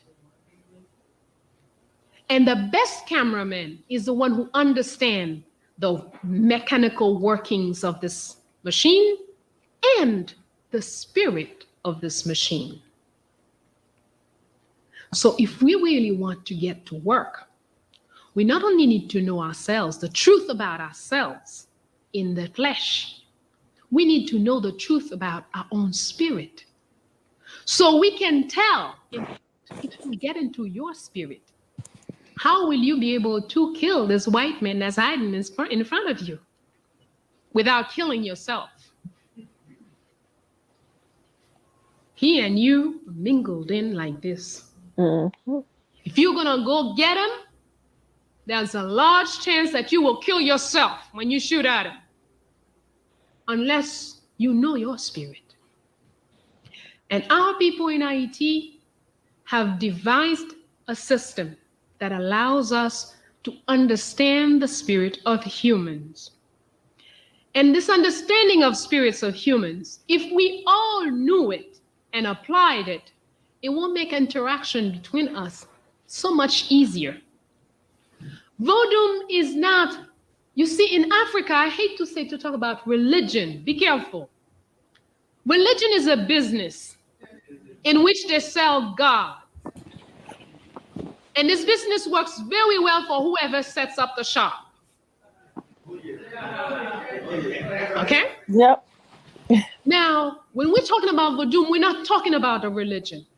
We're talking about understanding your profound nature so you can be and live as who you are. Nobody can come and tell you, well, hey, you want something? I'm gonna see that. Well, give me $5,000. Now I'm gonna call God up there and tell him. No. And this is something that sometimes I found so sad, that we have a lot of people who claim to be Hungan and practicing Vodou, and they're doing the same business as the Catholics, and they're trying to turn it into a religion. In fact, something horrible is happening at home right now. A lot of Hungan today are starting to dress in the robes, the big white robe or black robe the priests used to wear, that they're not wearing anymore. Now the Hungans at home are wearing them with a big cross on their stomach. They're giving up the asson, a thing they used to shake. They're now taking the cloche, the bell. Ding, ding, ding, ding. If you go certain ceremonies today, you go to them and you think you're in church. Anyway, today, a lot of them start with, our Father who art in heaven. Yes. And that is sad. That is out of nature, out of themselves. Spirit. Yeah, I'm sorry. I can't resist. I got to do this one last one because this is... I love it. Yeah, this is the truth. The first war has to be the war on self. You and me and him and she and her and him need to know the white man is living inside of you. He is in your mind. Rent free. Every book you studied in school, he snuffed inside the tiniest little crawl, this little fit in your head. And I don't know, maybe he has even entered our soul. We need to investigate. Please check it out. But we have a mission. The first mission, before you and I can get together, you need to get together with yourself, armed as you can get, with the best weapon, the highest, most up to the point technology weapon, and go out and get this white man out of your brain. And I have got to do the same thing before you and I can get together. We don't need to lament about those who are not here. Those who are not here are not ready to be here. Those who are not here could be troubled by what we have to say today. It might be scary. We don't know what it is, but whatever it is, we know that it is for those who are here. Thank you. And the important thing is concentrate, you who are present. Concentrate on grasping the essence on what will be given to you so you can go out and have that first battle with which each one of us must have in order for us to come together. We must go out and face ourselves. Look in the mirror. Tell yourself the truth. Don't tell yourself no lies. Without the truth, we're not going anywhere. Look yourself in the mirror and tell yourself these white bitches cannot have black kids, man. Tell yourself the truth. But no, that's just is right on point, man. But Lightbearer, I love that. Yeah. So Lightbearer, you could give your last words, and your channel is in the chat. Y'all subscribe to Lightbearer. She has some real good videos. I like the how you've been doing the last ones, like how they've been like, yo, you show something, and then you know what I'm saying, like that, you know, like you've been showing the things you've been showing the last couple lives you've been doing. Yeah, I'm doing the same thing that sister's doing. waken those who want to be awakened. I'm there in the wings waiting for them, those who want to be awakened, who want knowledge, of self. That's all.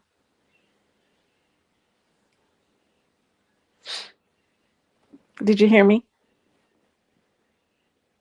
My bad. I was mute. Yeah, definitely. And y'all subscribe to Lightbearer. That's what I was saying. Subscribe to Lightbearer and subscribe to Erica's channel. I'm about to put that in the chat real quick because I want y'all to support Erica's channel. She just went live. She just created her channel, and she said that she was gonna start telling Lightbearer. I put it in the chat. Let me see. I put it in the chat. Didn't I put it in the chat? Yeah, it's right there. If you go up a little bit, you know what I'm saying? Okay. I put it in the chat. And this is Erica's channel I'm putting in the chat. Y'all subscribe to her. And y'all subscribe to Considra's channel because she's talking about creating things for Black children. She has Rome in the Bush Foundation where she's trying to create paid opportunities for Black children to learn technology or to learn skills or trades, you know what I'm saying? And she needs the support of Black people, you know what I'm saying? Especially if you have a business or something like that. So support Rome in the Bush. And I always got to support her channel. And I support Bakari, support everybody channel, MV2, first, Better Medicine podcast, the pro-Black perspective, everybody only. I can't think of everybody's channel. I'm sorry. So I appreciate everybody for listening. I appreciate everybody supporting the Black History lessons. I'm trying to go back to doing that next Sunday. I'm late today because, by the way, the Easter Sunday rebellion was the Takis rebellion happened on Easter Sunday. And I was supposed to do this show on Easter Sunday. So that's what they was doing like 250 years ago on Easter Sunday. So while y'all putting on y'all good dresses and going to Easter egg hunting 250 years ago, your ancestors were fighting for, freedom. So consider that. And they took all the information from our ancient ancestors and use it for what they want for their little delusional world story. Narrative. So it's all fake. It's all taken from our ancestors, everything. Yeah. Over and over again. Taking their lives, taking their knowledge, taking their intellect, taking everything. Yeah, facts.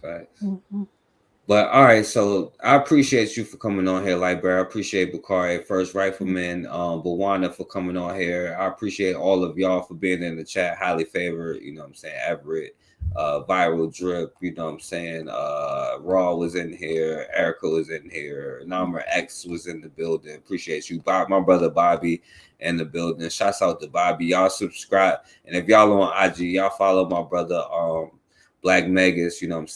So thank all of y'all for coming. And as always, man, we have got to start standing for something, or we gonna keep falling for anything.